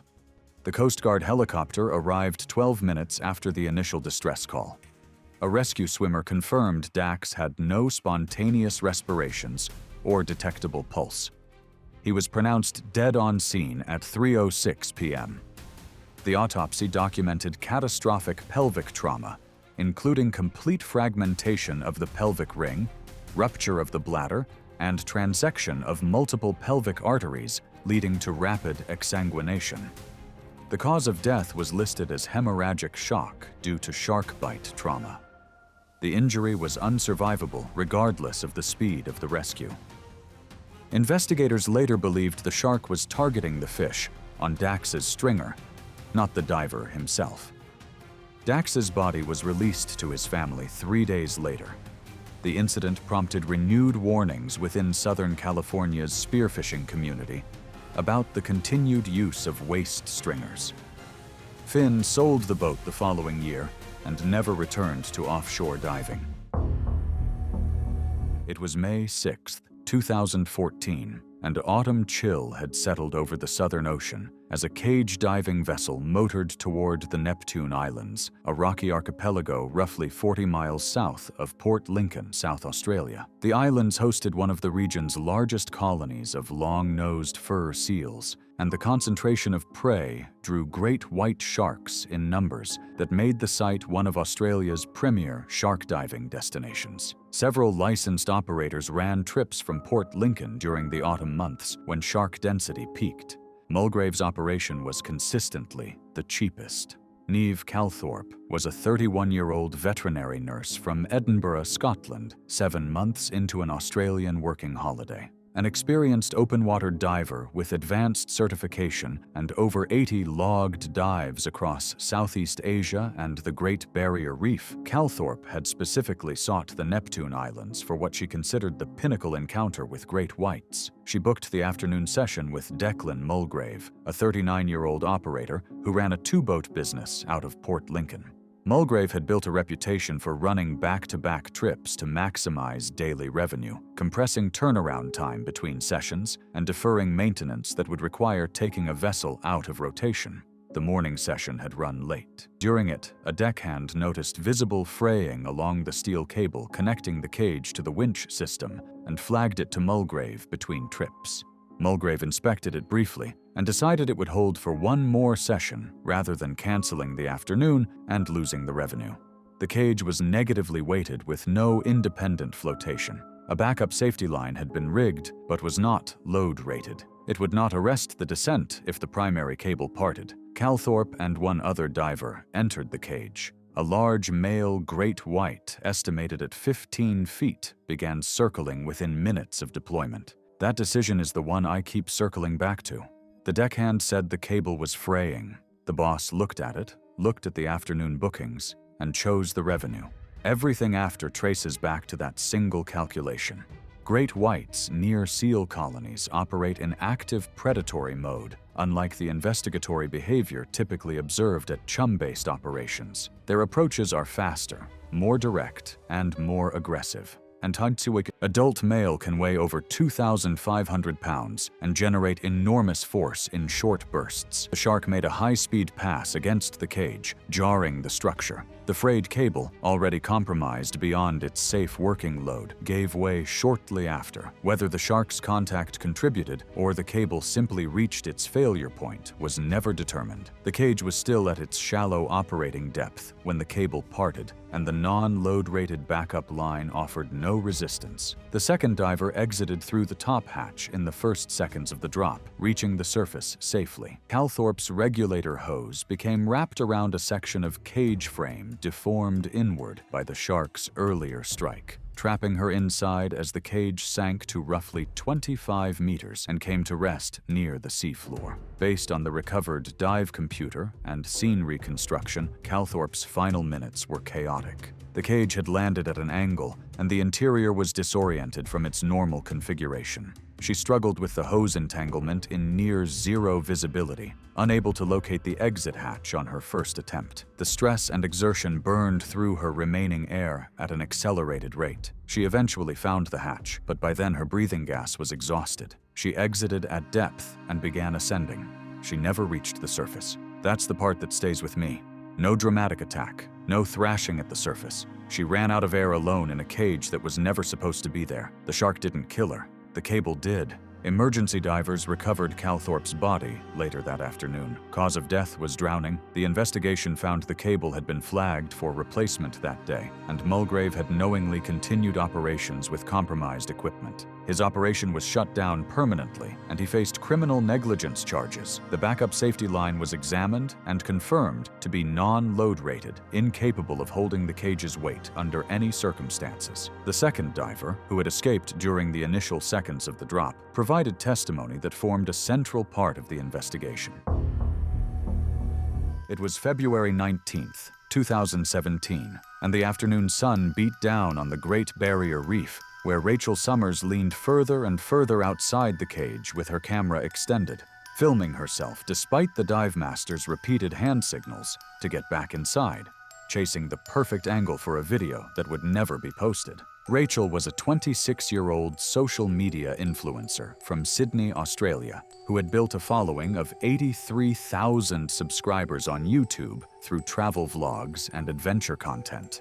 Her channel featured her parasailing in Bali, swimming with whale sharks in the Philippines, and hiking active volcanoes in Indonesia. Each video was carefully edited with dramatic music and captions emphasizing how fearless she was. Behind that was a different reality.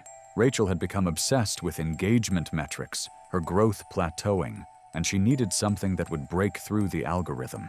The cage dive had been planned specifically for that purpose, at a site known for tiger shark activity, with the cage to herself so nothing would interrupt the shot.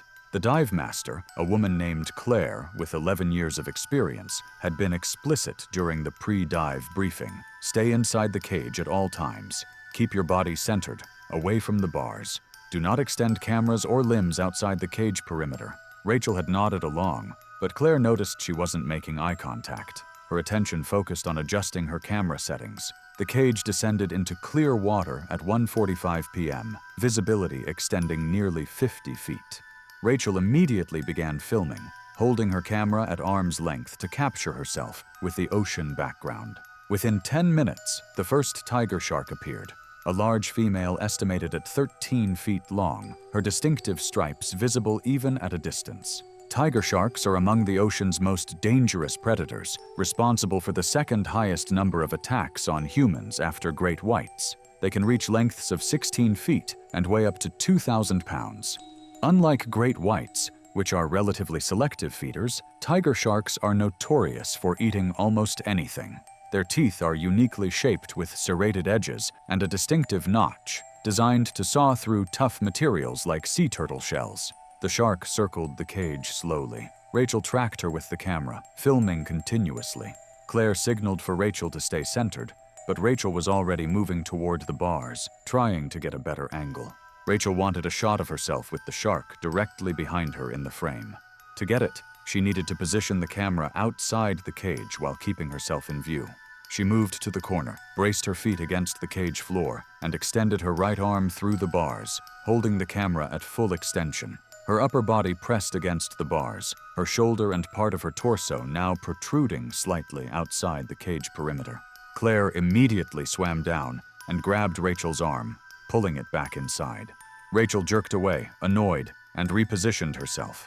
She extended the camera again, this time leaning even further to get the angle she wanted. Her head and right shoulder were now outside the cage. The tiger shark had completed another circle and was now approaching directly. Rachel saw her coming and held the position, wanting the shark in the shot. The animal's head turned slightly, her eye fixing on Rachel's exposed upper body. The shark's mouth opened slightly, her jaw extending forward in the characteristic feeding posture. Claire lunged for Rachel again, but it was too late. The shark accelerated and her jaws clamped down on Rachel's extended right arm, just below the shoulder. The teeth cut through wetsuit and flesh with horrifying efficiency, the shark's head thrashing side to side, serrated edges grinding against bone. Rachel's regulator flew from her mouth. The shark pulled, dragging Rachel forward, her left hand gripping the bars until the force overwhelmed her. Her torso was halfway outside the cage when the shark released and descended. Claire pulled Rachel back inside. The damage was catastrophic. Her right arm nearly severed at the shoulder, her chest and upper body torn open. Rachel's body was limp, unresponsive. The cage was hauled up immediately, breaking the surface at 2:17 p.m. The crew pulled Rachel onto the boat and began CPR, but there was no pulse, no breathing, no response. Rachel was pronounced dead at the scene when paramedics arrived 25 minutes later. The coroner's report listed cause of death as massive traumatic injury to the right shoulder and upper chest, with severing of the subclavian artery, resulting in rapid exsanguination. Time of death was estimated at less than 2 minutes after the initial bite. It was September 23, 2014. The Southern Ocean off the coast of Esperance, Western Australia. There was no wind to break the surface, only the rhythmic, low-frequency hum of two personal watercraft ferrying divers towards a remote reef, precursor to a tragedy that would unfold beneath the waves. At 46, Arlo Vesper had spent 2 decades reviving dead diesel engines in a cramped shop, but his true passion was diving. He was a meticulous diver who understood the limits of equipment. That morning, Arlo wanted to explore a newly charted kelp bed to test a recently serviced rebreather configuration he had trained with extensively. He was accompanied by Kalen, his friend of 40 years. While they lacked a dedicated chase boat, they operated under the controversial buddy ski system, a risky setup for the 4-mile trek over the continental shelf. Kalen said that they weren't aware of the morning's radio chatter regarding a whale carcass drifting 5 miles south, a beacon for apex predators. That morning, Arlo wanted to explore a rarely dived kelp bed and test a prototype rebreather he had modified over the weekend. He was accompanied by Kalen, his friend of 40 years, who shared his love of quiet dives far from the shore. Kalen said that they weren't aware of the morning's radio chatter regarding a whale carcass drifting 5 miles south, a beacon for apex predators, and the unusual absence of seals near the inner reefs. Arlo reasoned that their distance from the shore provided safety, believing that the sharks stayed near denser food sources. They rode the wave runners 4 miles out and geared up, diving into deep water where the continental shelf drops sharply. The environment here is the primary hunting ground for the great white shark. These predators utilize a stalking method from the depths, silhouetting prey against the surface light before striking with a burst of speed, reaching 25 miles per hour. A 16-foot specimen carries a bite force of approximately 4,000 pounds per square inch, utilizing serrated teeth designed to saw through bone and cartilage through lateral head shaking. These sharks are known for an initial strike and release tactic on large prey, allowing the target to bleed out and weaken to avoid injury to the shark's eyes during a struggle. The trouble began when Arlo adjusted his rebreather mid-dive and inadvertently kicked a floating clump of kelp into his mask. He surfaced briefly to clear it, unaware of the sudden silence in the water as schools of fish vanished. Kalen hovered nearby with his own dive line, signaling that he saw nothing unusual, but beneath them, movement stirred. As Arlo finned forward, the surface 3 feet above him suddenly domed. The first shark struck from below, its jaws engulfing Arlo's lower torso and hip. The impact was a crushing, grinding surge that shredded his dry suit and destroyed his buoyancy control. Kalen saw Arlo's body heave violently in the water as serrated teeth tore through neoprene and flesh.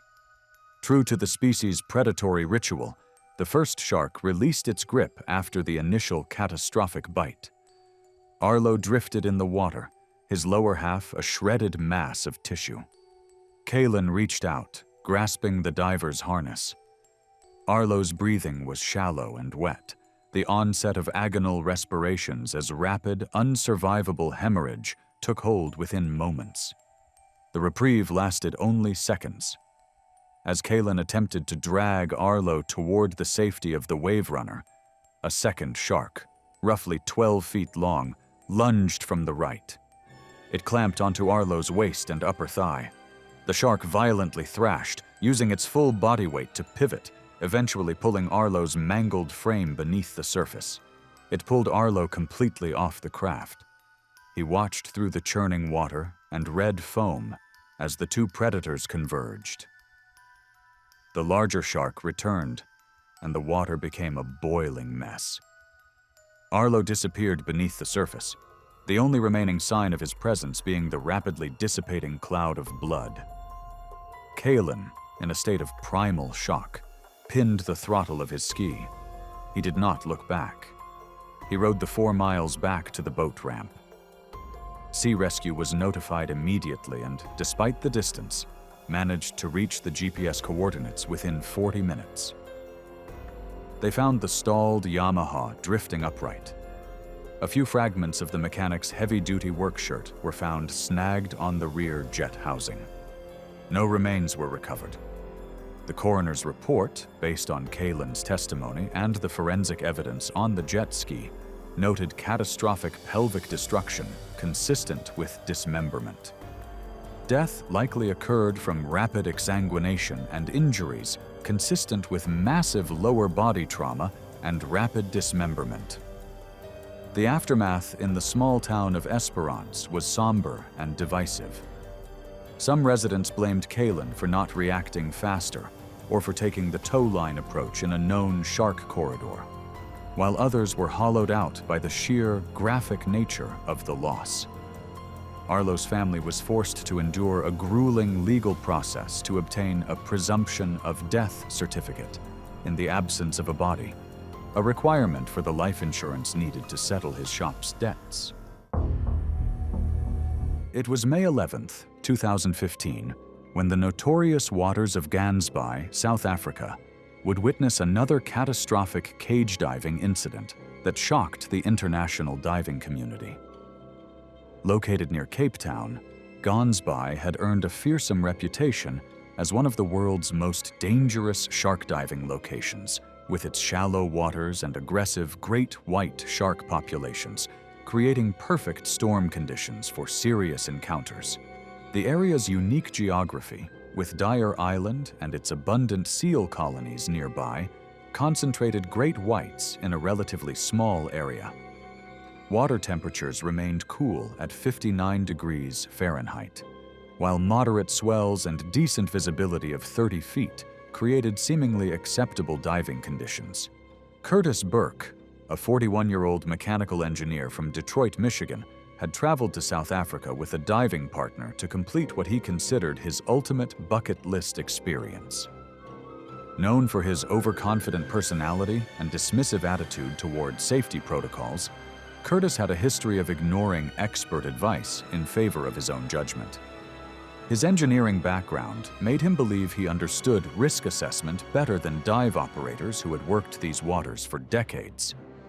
Most concerning was his fascination with the sharks themselves. He had repeatedly expressed his desire to make contact with a great white, dismissing warnings about the dangers of such interactions. Warning signs emerged immediately during the pre-dive briefing. Curtis openly questioned the safety instructions, arguing that the cage bars were unnecessarily restrictive. He dismissed repeated warnings about keeping all limbs inside the protective barrier, claiming his engineering experience qualified him to assess structural integrity. During the descent, he began making gestures toward approaching sharks, clearly planning something against protocol. The dive master repeatedly warned him to stop his disruptive behavior and maintain position inside the cage.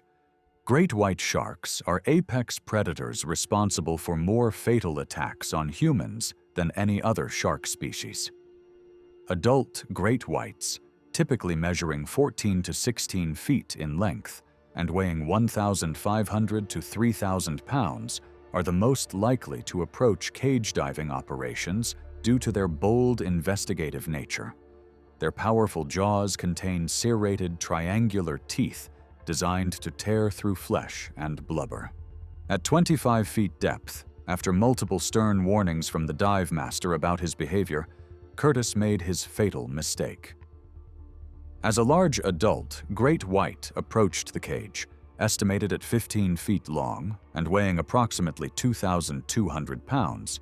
Curtis extended his left arm completely outside the cage bars in an attempt to touch the shark. His fascination with the predator overrode all safety training as he reached toward the massive creature, believing he could make peaceful contact. The attack erupted with explosive violence. The great white delivered a single investigatory bite, its massive jaws clamping down on Curtis's extended left arm and shoulder. The serrated teeth tore through deltoid muscle and rotator cuff tissue with devastating efficiency, severing the brachial artery and causing massive muscle trauma. The bite damaged the shoulder joint as blood poured uncontrollably into the surrounding water. The predator backed off after the bite, as if confirming it wasn't prey, and retreated as a dense crimson cloud expanded rapidly around the cage. Curtis's agonized screams sent streams of bubbles toward the surface as he clutched desperately at the ruined shoulder, unable to stem the massive bleeding. The great white showed no further interest and disappeared into the murky depths. The dive was immediately aborted as Curtis's wetsuit filled with blood from the severed brachial artery. Shock set in rapidly. His heart rate spiked dangerously as his blood pressure plummeted. The freezing water accelerated the physiological crisis, causing violent shivering that increased the hemorrhage rate. The dive master immediately initiated emergency cage retrieval protocols. By the time the cage surfaced, Curtis had lost a significant amount of blood and was showing signs of severe shock. Emergency personnel found him conscious but in critical condition, his face pale beneath his mask, the water around him stained red. Despite aggressive resuscitation attempts, including emergency tourniquet application and pressure dressings, Curtis lost consciousness during transport to shore. He was pronounced dead from exsanguination and hypovolemic shock before reaching the hospital. The severed brachial artery having caused fatal blood loss despite immediate emergency response. The autopsy revealed complete transection of the brachial artery and massive soft tissue destruction throughout the shoulder girdle. Death resulted from exsanguination and hypovolemic shock, with secondary contributions from cold water immersion.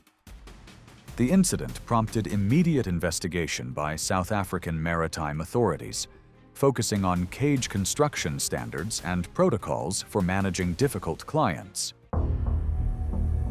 It was February 14, 2018, and morning sun turned the sandbars of the Exuma quays into ribbons of white against surrounding turquoise. The water was flat and warm, the visibility exceptional. A small boat idled near a shallow sandbar where a swim with sharks snorkeling operation had been running tours for 3 seasons, attracting Caribbean reef sharks with fish scraps for tourists to observe from the water. The sandbar sat adjacent to a drop-off shelf where chest-deep turquoise transitioned to deep open blue within a short distance.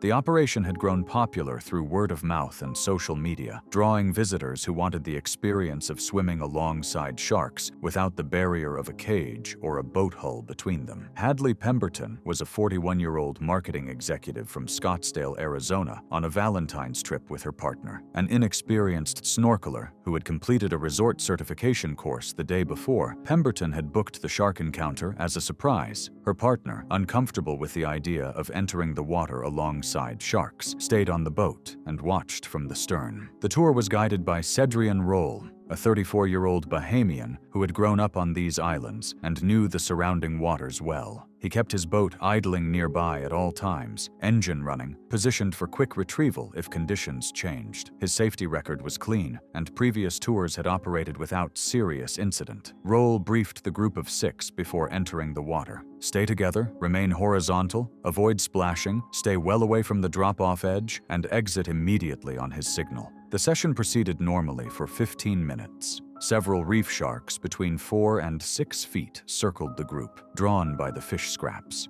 Pemberton drifted toward the sandbar edge, where the water deepened sharply, moving 10 to 15 yards from the nearest swimmer, isolating herself at the transition zone where the sandy bottom dropped away. Roll signaled her to return. She waved acknowledgement but continued positioning for a photograph. The chum slick had been drifting toward deeper water for 20 minutes, carrying scent well beyond the sandbar zone and toward the drop-off. What I find unsettling about these chum operations is the part nobody talks about. You're putting blood and fish scraps in the water to attract sharks, then putting people in the same water. The whole model depends on only the right sharks showing up, and the ocean doesn't make that guarantee. Bull sharks are among the most dangerous shark species to humans, combining aggressive territorial behavior with a preference for shallow coastal waters and reef margins. Adults commonly reach 8 feet and weigh between 200 and 400 pounds. They patrol drop-off edges as feeding corridors and typically bump a target before committing to a bite. An 8-foot bull shark entered the transition zone near the sandbar edge, likely drawn by a combination of the drifting chum scent, movement in the water, and the contrast of a lone figure isolated from the group. Roll recognized the stockier profile and aggressive movement pattern consistent with a bull shark and signaled everyone out. The 5 tourists near the group moved toward the boat. Pemberton was slow to respond. The bull shark approached and bumped her leg, a firm investigatory contact that nearly knocked her off her feet. She panicked, splashing and kicking toward the shallows. The shark circled briefly, made one more close pass, then committed. According to Roll's testimony and passenger accounts, the bite struck her lower body. The serrated teeth opened deep lacerations through muscle and tissue, severing the femoral artery. The shark released and circled away. Pemberton remained conscious initially, but collapsed within seconds as blood loss accelerated, unable to stay upright in the waist-to-chest deep shallows. She struggled to keep her head above the surface for nearly a minute before losing consciousness. Roll, having loaded the last swimmer, reached her shortly after. Waist-to-chest deep water. That's the part my mind keeps snagging on. She wasn't in the deep ocean. She was standing on sand at the edge of the drop-off, and it still wasn't shallow enough to save her. Pemberton was pulled aboard, but unresponsive, blood loss compounded by inhaling water during her struggle. She was pronounced dead during transport to the nearest clinic. The investigation confirmed the bull shark had followed the drifting chum toward the drop-off, where Pemberton had been standing alone. Roll's operation was suspended. Authorities cited the proximity of chum to a drop-off shelf and inadequate protocols for monitoring tourist positions relative to deeper water. It was August 12, 2016, off the coast of Central California. The kelp forest stretched for nearly 3 miles along the coastline, with depths ranging from 30 to 70 feet. The area was popular with spear fishermen due to abundant populations of calico bass, sheephead, and occasionally yellowtail. Derek Navarro was 38 years old. He worked as a restaurant owner in San Diego, running a seafood establishment that specialized in locally caught fish. He had been spearfishing for 15 years and competed in regional tournaments throughout California and Baja, Mexico. He had placed in the top 3 in several competitions over the previous 2 years and was known among the local spearfishing community for his ability to find and harvest large fish. He often posted photos of his catches on social media. Derek's wife, Maria, was 5 months pregnant with their first child. They had been trying to conceive for 3 years before succeeding. Maria later told investigators that Derek had been excited about becoming a father, but also anxious about the financial responsibilities. He had been working longer hours at the restaurant and spending more time spearfishing, both to relax and to provide fresh fish for the restaurant's menu, which reduced food costs. That morning, Derek left his house at 5:15 a.m. He drove 40 minutes north to a beach access point he had used many times before. He was alone, which was his preference for early morning dives. He had told Maria the night before that he would be back by noon. He launched from the beach in a kayak, paddling roughly half a mile offshore to reach the kelp forest.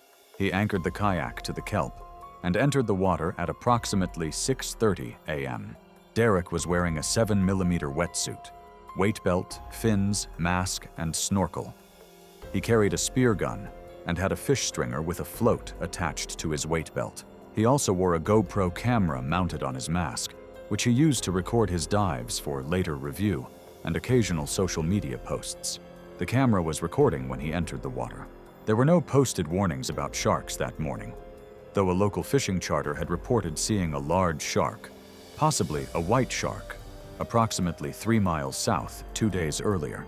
Derek was aware of the general presence of white sharks in California waters. He had mentioned to other spear fishermen in the past that he considered the risk manageable if proper precautions were taken, such as not keeping fish on a stringer for extended periods and staying aware of surroundings.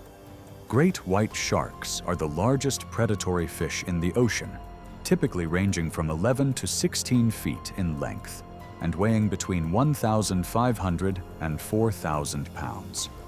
Subadult white sharks, 8 to 12 feet long, are common in California coastal waters during late summer and fall.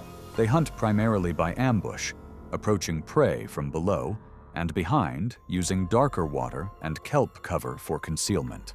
White sharks are curious and often investigate unfamiliar objects by biting them. Even an investigatory bite can cause catastrophic injuries due to their size and power.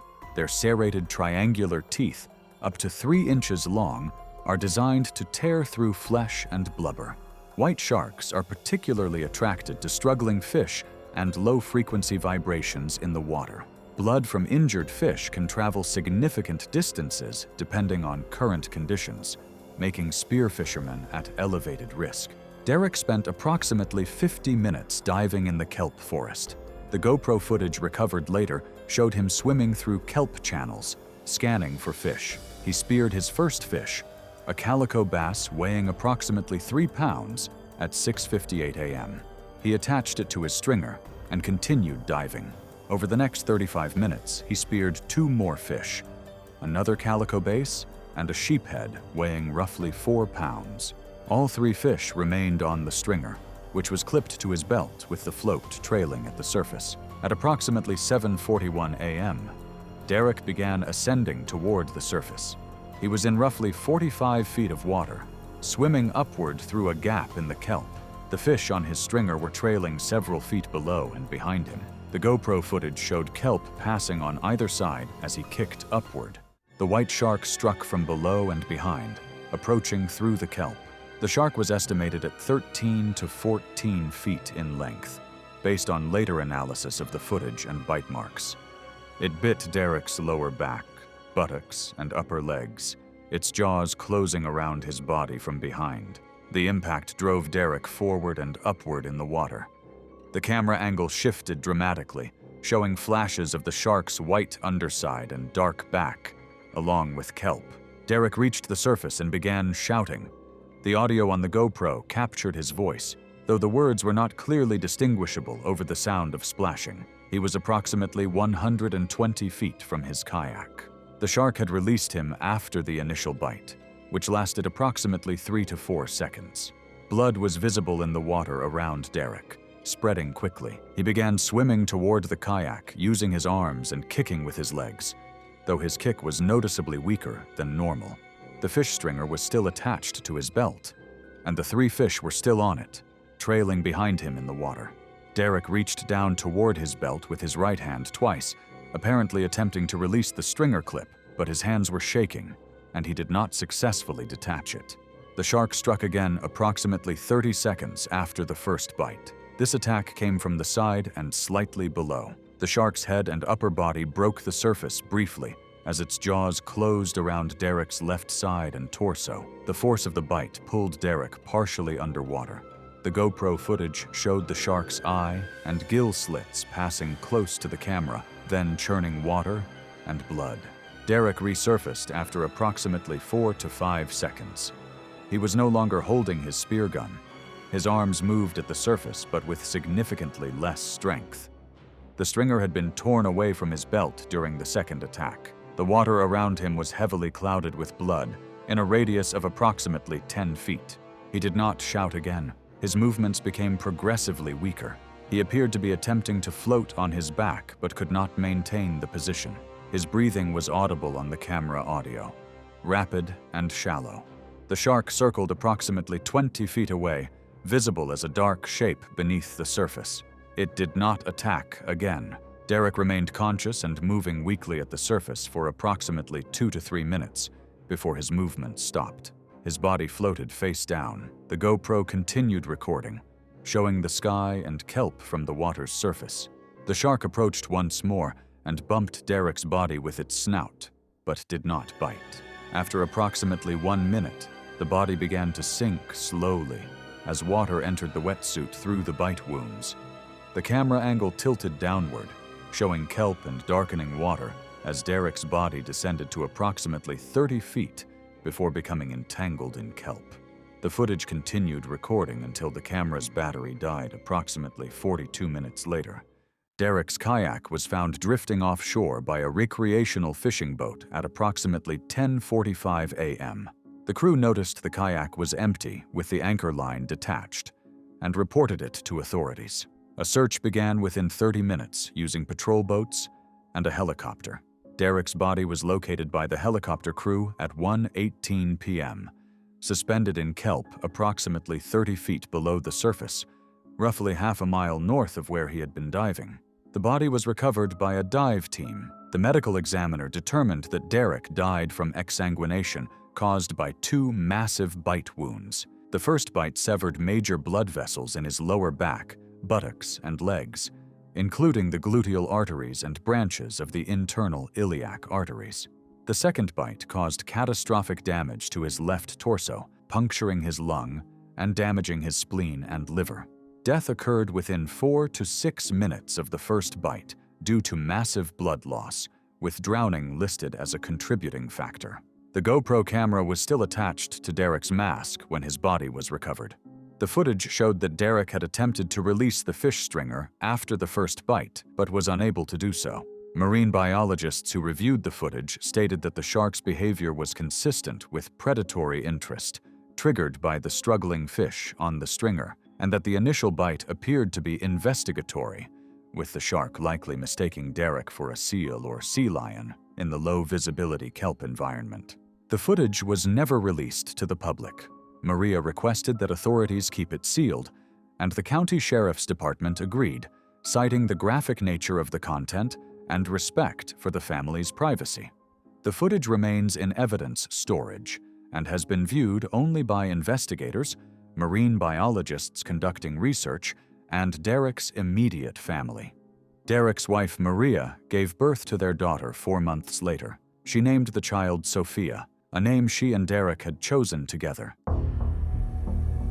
It was January 22, 2016, and the morning sun glinted off the choppy waters of False Bay, South Africa, where Hannah Cole insisted on holding bait near the cage bars herself, against crew advice, determined to capture footage that would make her friends back home lose their minds, about to discover that when sharks lunge for food, they don't distinguish between the bait and the hand holding it. Hannah was a 28-year-old tourist from Seattle, Washington, chasing adrenaline and photos on a 3-week trip through South Africa. Her social media accounts were filled with increasingly reckless stunts, each post designed to project fearlessness and adventure. Friends later told investigators that Hannah had a habit of ignoring safety instructions, convinced that warnings were exaggerated for liability purposes. She'd booked with a legal operator running daily trips from Simonstown, a company with a solid safety record.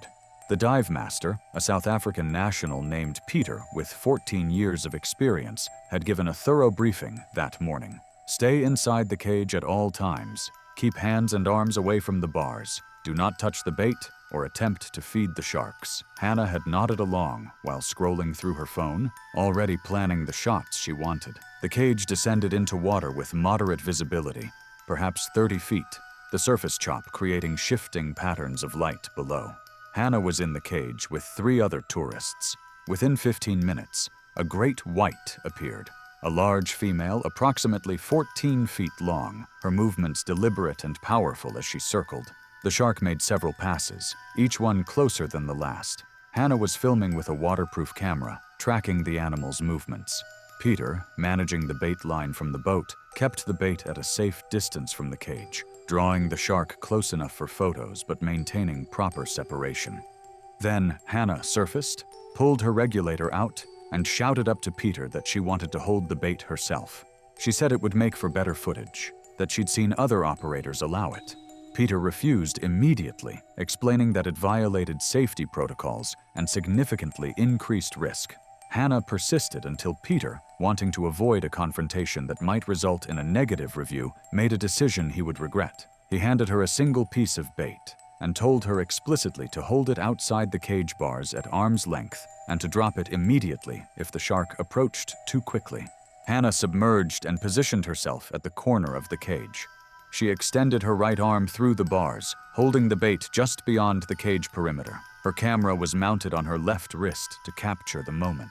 The great white, still circling, detected the bait immediately and altered course, her movements shifting from lazy exploration to focused intent. The shark began to close the distance. Hannah held the bait steady, her arm fully extended.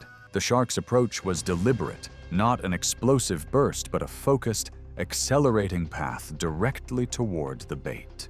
She opened her jaws as she closed in, revealing rows of triangular teeth, and lunged forward, her mouth targeting the bait. Hannah tried to pull her arm back. She was too slow.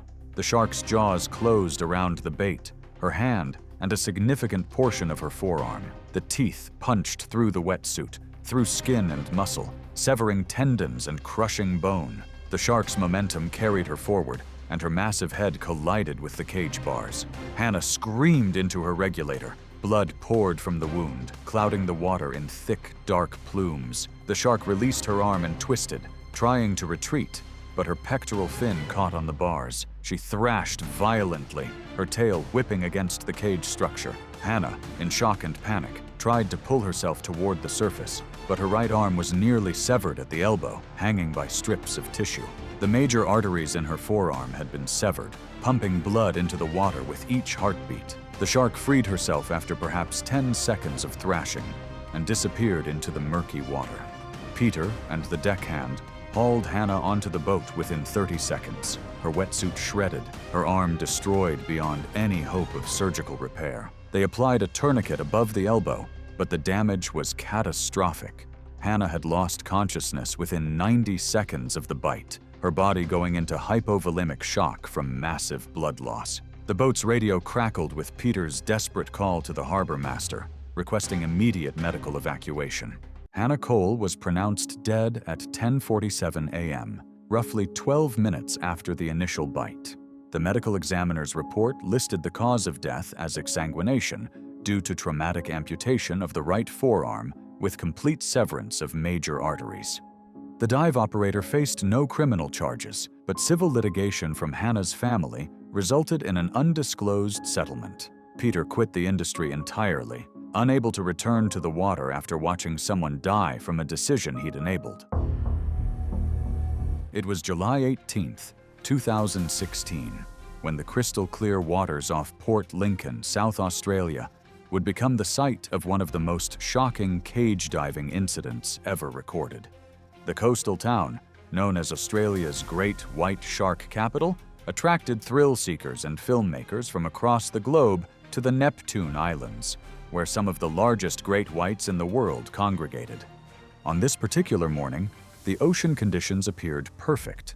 Calm seas, excellent visibility, and reports of multiple great whites in the area. The Neptune Islands lie just offshore, forming one of the world's most active great white hunting zones, with massive fur seal colonies that made these waters so attractive to the apex predators. Dante Vance, a 29-year-old commercial videographer from Los Angeles, had traveled to Port Lincoln with two close friends to capture close proximity shark footage for an upcoming documentary project. Known for his risk-tolerant nature and competitive spirit, Dante often dismissed safety margins that others considered essential. His portfolio included extreme sports footage and dangerous wildlife encounters, making him overconfident in high-risk situations. His friends, both experienced with underwater camera equipment, were positioned inside the cage to handle the technical aspects, while Dante focused on getting the perfect shots that would set his work apart from standard cage diving footage. The dive operation began routinely at dawn, but several warning signs emerged early. The cage was occupied by two divers with camera equipment, operating within rated capacity but crowded due to the bulky filming gear. The crew conducted regulated bait operations at appropriate distances, though visibility dropped briefly as the chum cloud drifted past the cage. Most concerning, Dante repeatedly leaned forward so that his shoulder and camera housing extended beyond the cage bars to frame his shots, testing the boundaries of the safety protocols. After the first warning from the dive master, Dante briefly complied but soon resumed his risky positioning. Sharks as a lineage have ruled the oceans for over 400 million years, with great whites emerging as one of the most dominant apex predators in modern marine ecosystems. These massive creatures can reach lengths of 20 feet and weights exceeding 5,000 pounds. Their powerful jaws contain up to 300 serrated teeth, arranged in multiple rows, capable of exerting enough force to crush bone and tear through dense muscle. The Neptune Islands are known for hosting some of the largest great whites in the world, with a history of shark encounters and rare but serious incidents in surrounding South Australian waters. As the cage descended, visibility was temporarily reduced as the chum cloud drifted through the area, creating a clouded environment around the cage. Despite repeated warnings, Dante made his fatal mistake by shifting his position and leaning far beyond the cage bars with his camera housing for what he believed would be the perfect angle. A massive great white, estimated by witnesses to be up to 18 feet long and weighing over 4,000 pounds, approached silently through the murky water, drawn by the movement that triggered its investigative instincts. The attack came with devastating speed and precision. The impact was instantaneous, a single explosive investigatory bite, before the shark immediately released and vanished into the murk. The force of the strike slammed Dante's body violently against the cage bars, his exposed arm and shoulder bearing the full brunt of the massive jaws. Dante was immediately pulled back inside the cage by his horrified friends, who witnessed the catastrophic extent of his injuries as blood poured from the massive wound, creating an expanding crimson cloud in the water around the cage. The damage was catastrophic. Uncontrollable bleeding from his mangled arm and shoulder overwhelmed any attempt at emergency care. His friends desperately attempted to apply pressure to the wounds, but the severity of the trauma made bleeding control impossible. Dante's arm hung useless, the shoulder joint clearly destroyed by the crushing force of the bite. The massive soft tissue destruction and arterial trauma were beyond field treatment. The dive was immediately aborted as Dante showed signs of severe shock from blood loss. The crew began emergency surface procedures, hauling the cage upward while Dante's friends continued their desperate attempts to stem the bleeding. The water around the cage clouded red with blood as his life drained away. By the time they broke the surface, Dante had lost consciousness, his pulse barely detectable. Despite immediate attempts at resuscitation and the application of pressure dressings and emergency tourniquets where possible, he was airlifted to a nearby hospital in critical condition.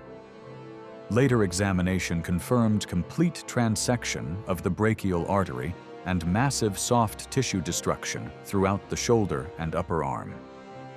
He survived long enough to reach the hospital, but succumbed later that day from complications related to massive blood loss and traumatic shock, making this one of the most severe cage diving injuries ever recorded in Australia.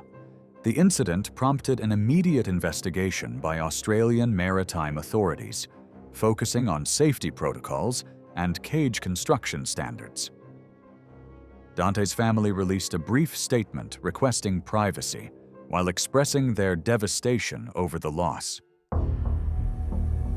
It was May 17, 2016, and the turquoise waters of the tongue of the ocean in the Bahamas stretched endlessly beneath the failing Cessna 172, its single engine sputtering as Captain Elias Thorne guided the aircraft toward an emergency water landing that would end not in rescue, but in a feeding frenzy witnessed by newlyweds.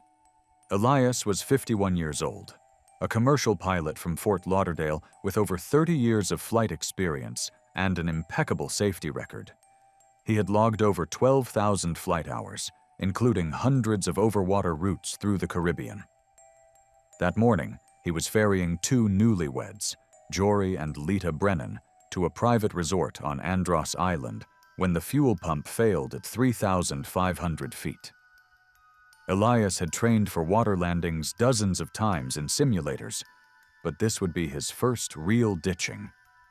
His hands moved with practiced efficiency as he radioed Mayday coordinates, deployed the aircraft's emergency locator transmitter, which would transmit coordinates but not guarantee immediate detection, and briefed his passengers on brace positions. Elias brought the Cessna down in a textbook belly landing on the glassy surface.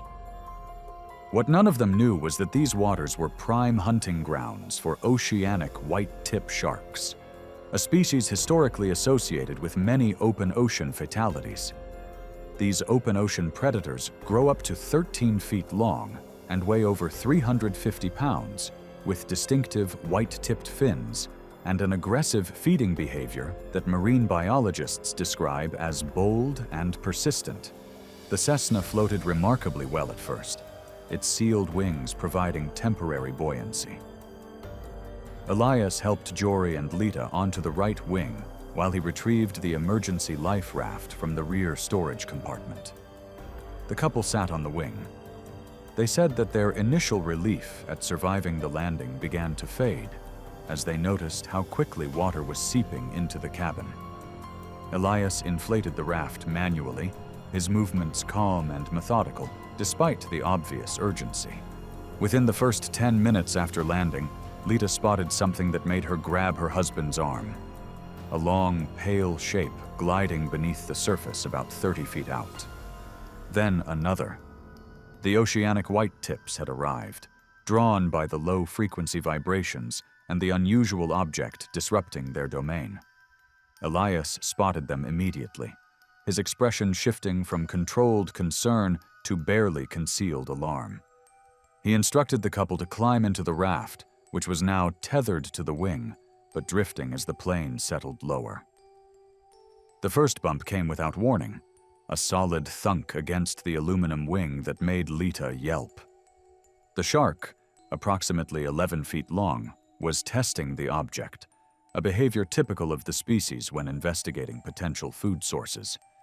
The couple said that Elias mentioned needing to push the raft away from the sinking aircraft before the fuselage's final descent created a localized downdraft and surface turbulence. He slid into the water feet first, keeping his movement smooth, likely to avoid attracting attention. Elias positioned himself between the wing and the raft, using his legs to push off while gripping the raft's rope. That was when the shark struck. The attack came from below and behind, the oceanic white-tip approaching from around 12 feet below with startling speed. Its wide, gaping jaws struck high along Elias's upper torso and shoulder. The impact drove him sideways, and the teeth sank through the life vest, through skin and muscle. The shark's 350-pound mass pulled Elias's entire upper body downward. Lita began screaming. The shark thrashed violently, its sandpaper-like skin scraping against the metal wing, Blood erupted across the surface in thick clouds, and within seconds, 2 more sharks appeared, drawn by the acoustic stimulus of the struggle. Elias's right arm flailed once above the water, his hand grasping at nothing, before the primary shark pulled him vertically down. Loss of consciousness occurred within seconds, with death shortly after. The automated locator had already transmitted coordinates to the Coast Guard. A helicopter launched from Andros Town arrived 55 minutes after the ditching. No nearby surface vessels were in the vicinity, so immediate assistance was delayed despite the ELT signal. By then, the Cessna had sunk completely, and the sharks had dispersed. The crew found Jory and Lita hypothermic and catatonic in the life raft, unable to speak coherently for hours. No remains of Elias Thorne were ever recovered. The medical examiner's report, based on witness accounts, concluded that the victim suffered catastrophic avulsion to the left shoulder girdle, neck, and upper thorax, with near instantaneous exsanguination and immediate loss of consciousness. The newlyweds required 3 years of intensive PTSD therapy. Jory developed aquaphobia so severe he could not stand in a bathtub without panic attacks. The flight company suspended overwater flights for 6 months, pending a full investigation into the fuel pump failure, which was attributed to a manufacturing defect in a batch of components installed 3 weeks prior. It was July 19, 2016, and the Southern Hemisphere winter had brought cold, nutrient-rich currents along the western Cape of South Africa. Water temperatures had dropped into the low 50s, concentrating Cape fur seals on the rocky shores of Dyer Island and drawing great white sharks from across the region into the narrow channel between the island and the mainland that locals called Shark Alley. The area's reputation as one of the most reliable great white viewing locations on Earth had spawned a competitive cage diving industry, with operators ranging from fully licensed commercial outfits to budget charters running on thin margins and thinner safety standards. Lorcan Mertens was a 34-year-old mechanical engineer from Antwerp, Belgium, 3 weeks into a trip through southern Africa. An experienced recreational diver with over 60 logged dives, Mertens had booked the cheapest operator available online, despite mixed reviews. The price difference of nearly 40% had made the decision easy. Anka Dahlqvist, a 29-year-old marine biology graduate student from Uppsala, Sweden, had arrived that morning on a research gap year, documenting shark ecotourism practices along the southern African coast. The reputable operators in the area had been fully booked for the week. The budget charter, run by Jandre Carlson, a 41-year-old South African who served as skipper and owner, was the only operation with availability for that afternoon. Carlson's operation ran chronically understaffed, with himself at the helm and a single inexperienced deckhand, well below the standard crew that reputable operators maintained. He had been cited twice for equipment violations over the previous 3 years. His cage was 7 years old, past its inspection cycle, with visible corrosion on weld joints, addressed with surface-level patching rather than structural repair. The morning departure carried Mertens, Dahlqvist, and 5 other tourists who would remain on deck as observers. The part I can't get past is that the rust was visible. Mertens saw it. He asked about it, and then he climbed in anyway, because the guy who stood to lose money told him it was fine. Mertens noticed the rust on a horizontal crossbar and asked about it. Carlson dismissed it as cosmetic weathering common to all saltwater equipment. Mertens accepted the explanation and climbed in. Dahlqvist hesitated at the cage door, examining the same discoloration, but followed. The cage was lowered with both divers inside. Carlson deployed an unusually heavy chum slick, the oily mixture spreading across the surface in a wide arc. Within 20 minutes, a large female great white, estimated at over 16 feet, had begun circling the boat. Great white sharks are the ocean's apex predators, with adult females reaching 16 to 20 feet and weights exceeding 4,000 pounds. Their bite generates immense force, and their hunting thrashing strategy relies on investigatory contact with unfamiliar objects. The force generated during thrashing can deform metal and displace heavy equipment. The shark made several close passes, bumping the cage in a pattern consistent with standard investigatory behavior. On one approach, it took the bait chunk directly, the piece lodging in its jaws. The bait line, which had drifted closer to the cage than intended, pulled taut against the frame as the animal thrashed violently. Footage from a topside tourist's camera captured portions of what followed, though much of the reconstruction relied on physical evidence and investigator analysis.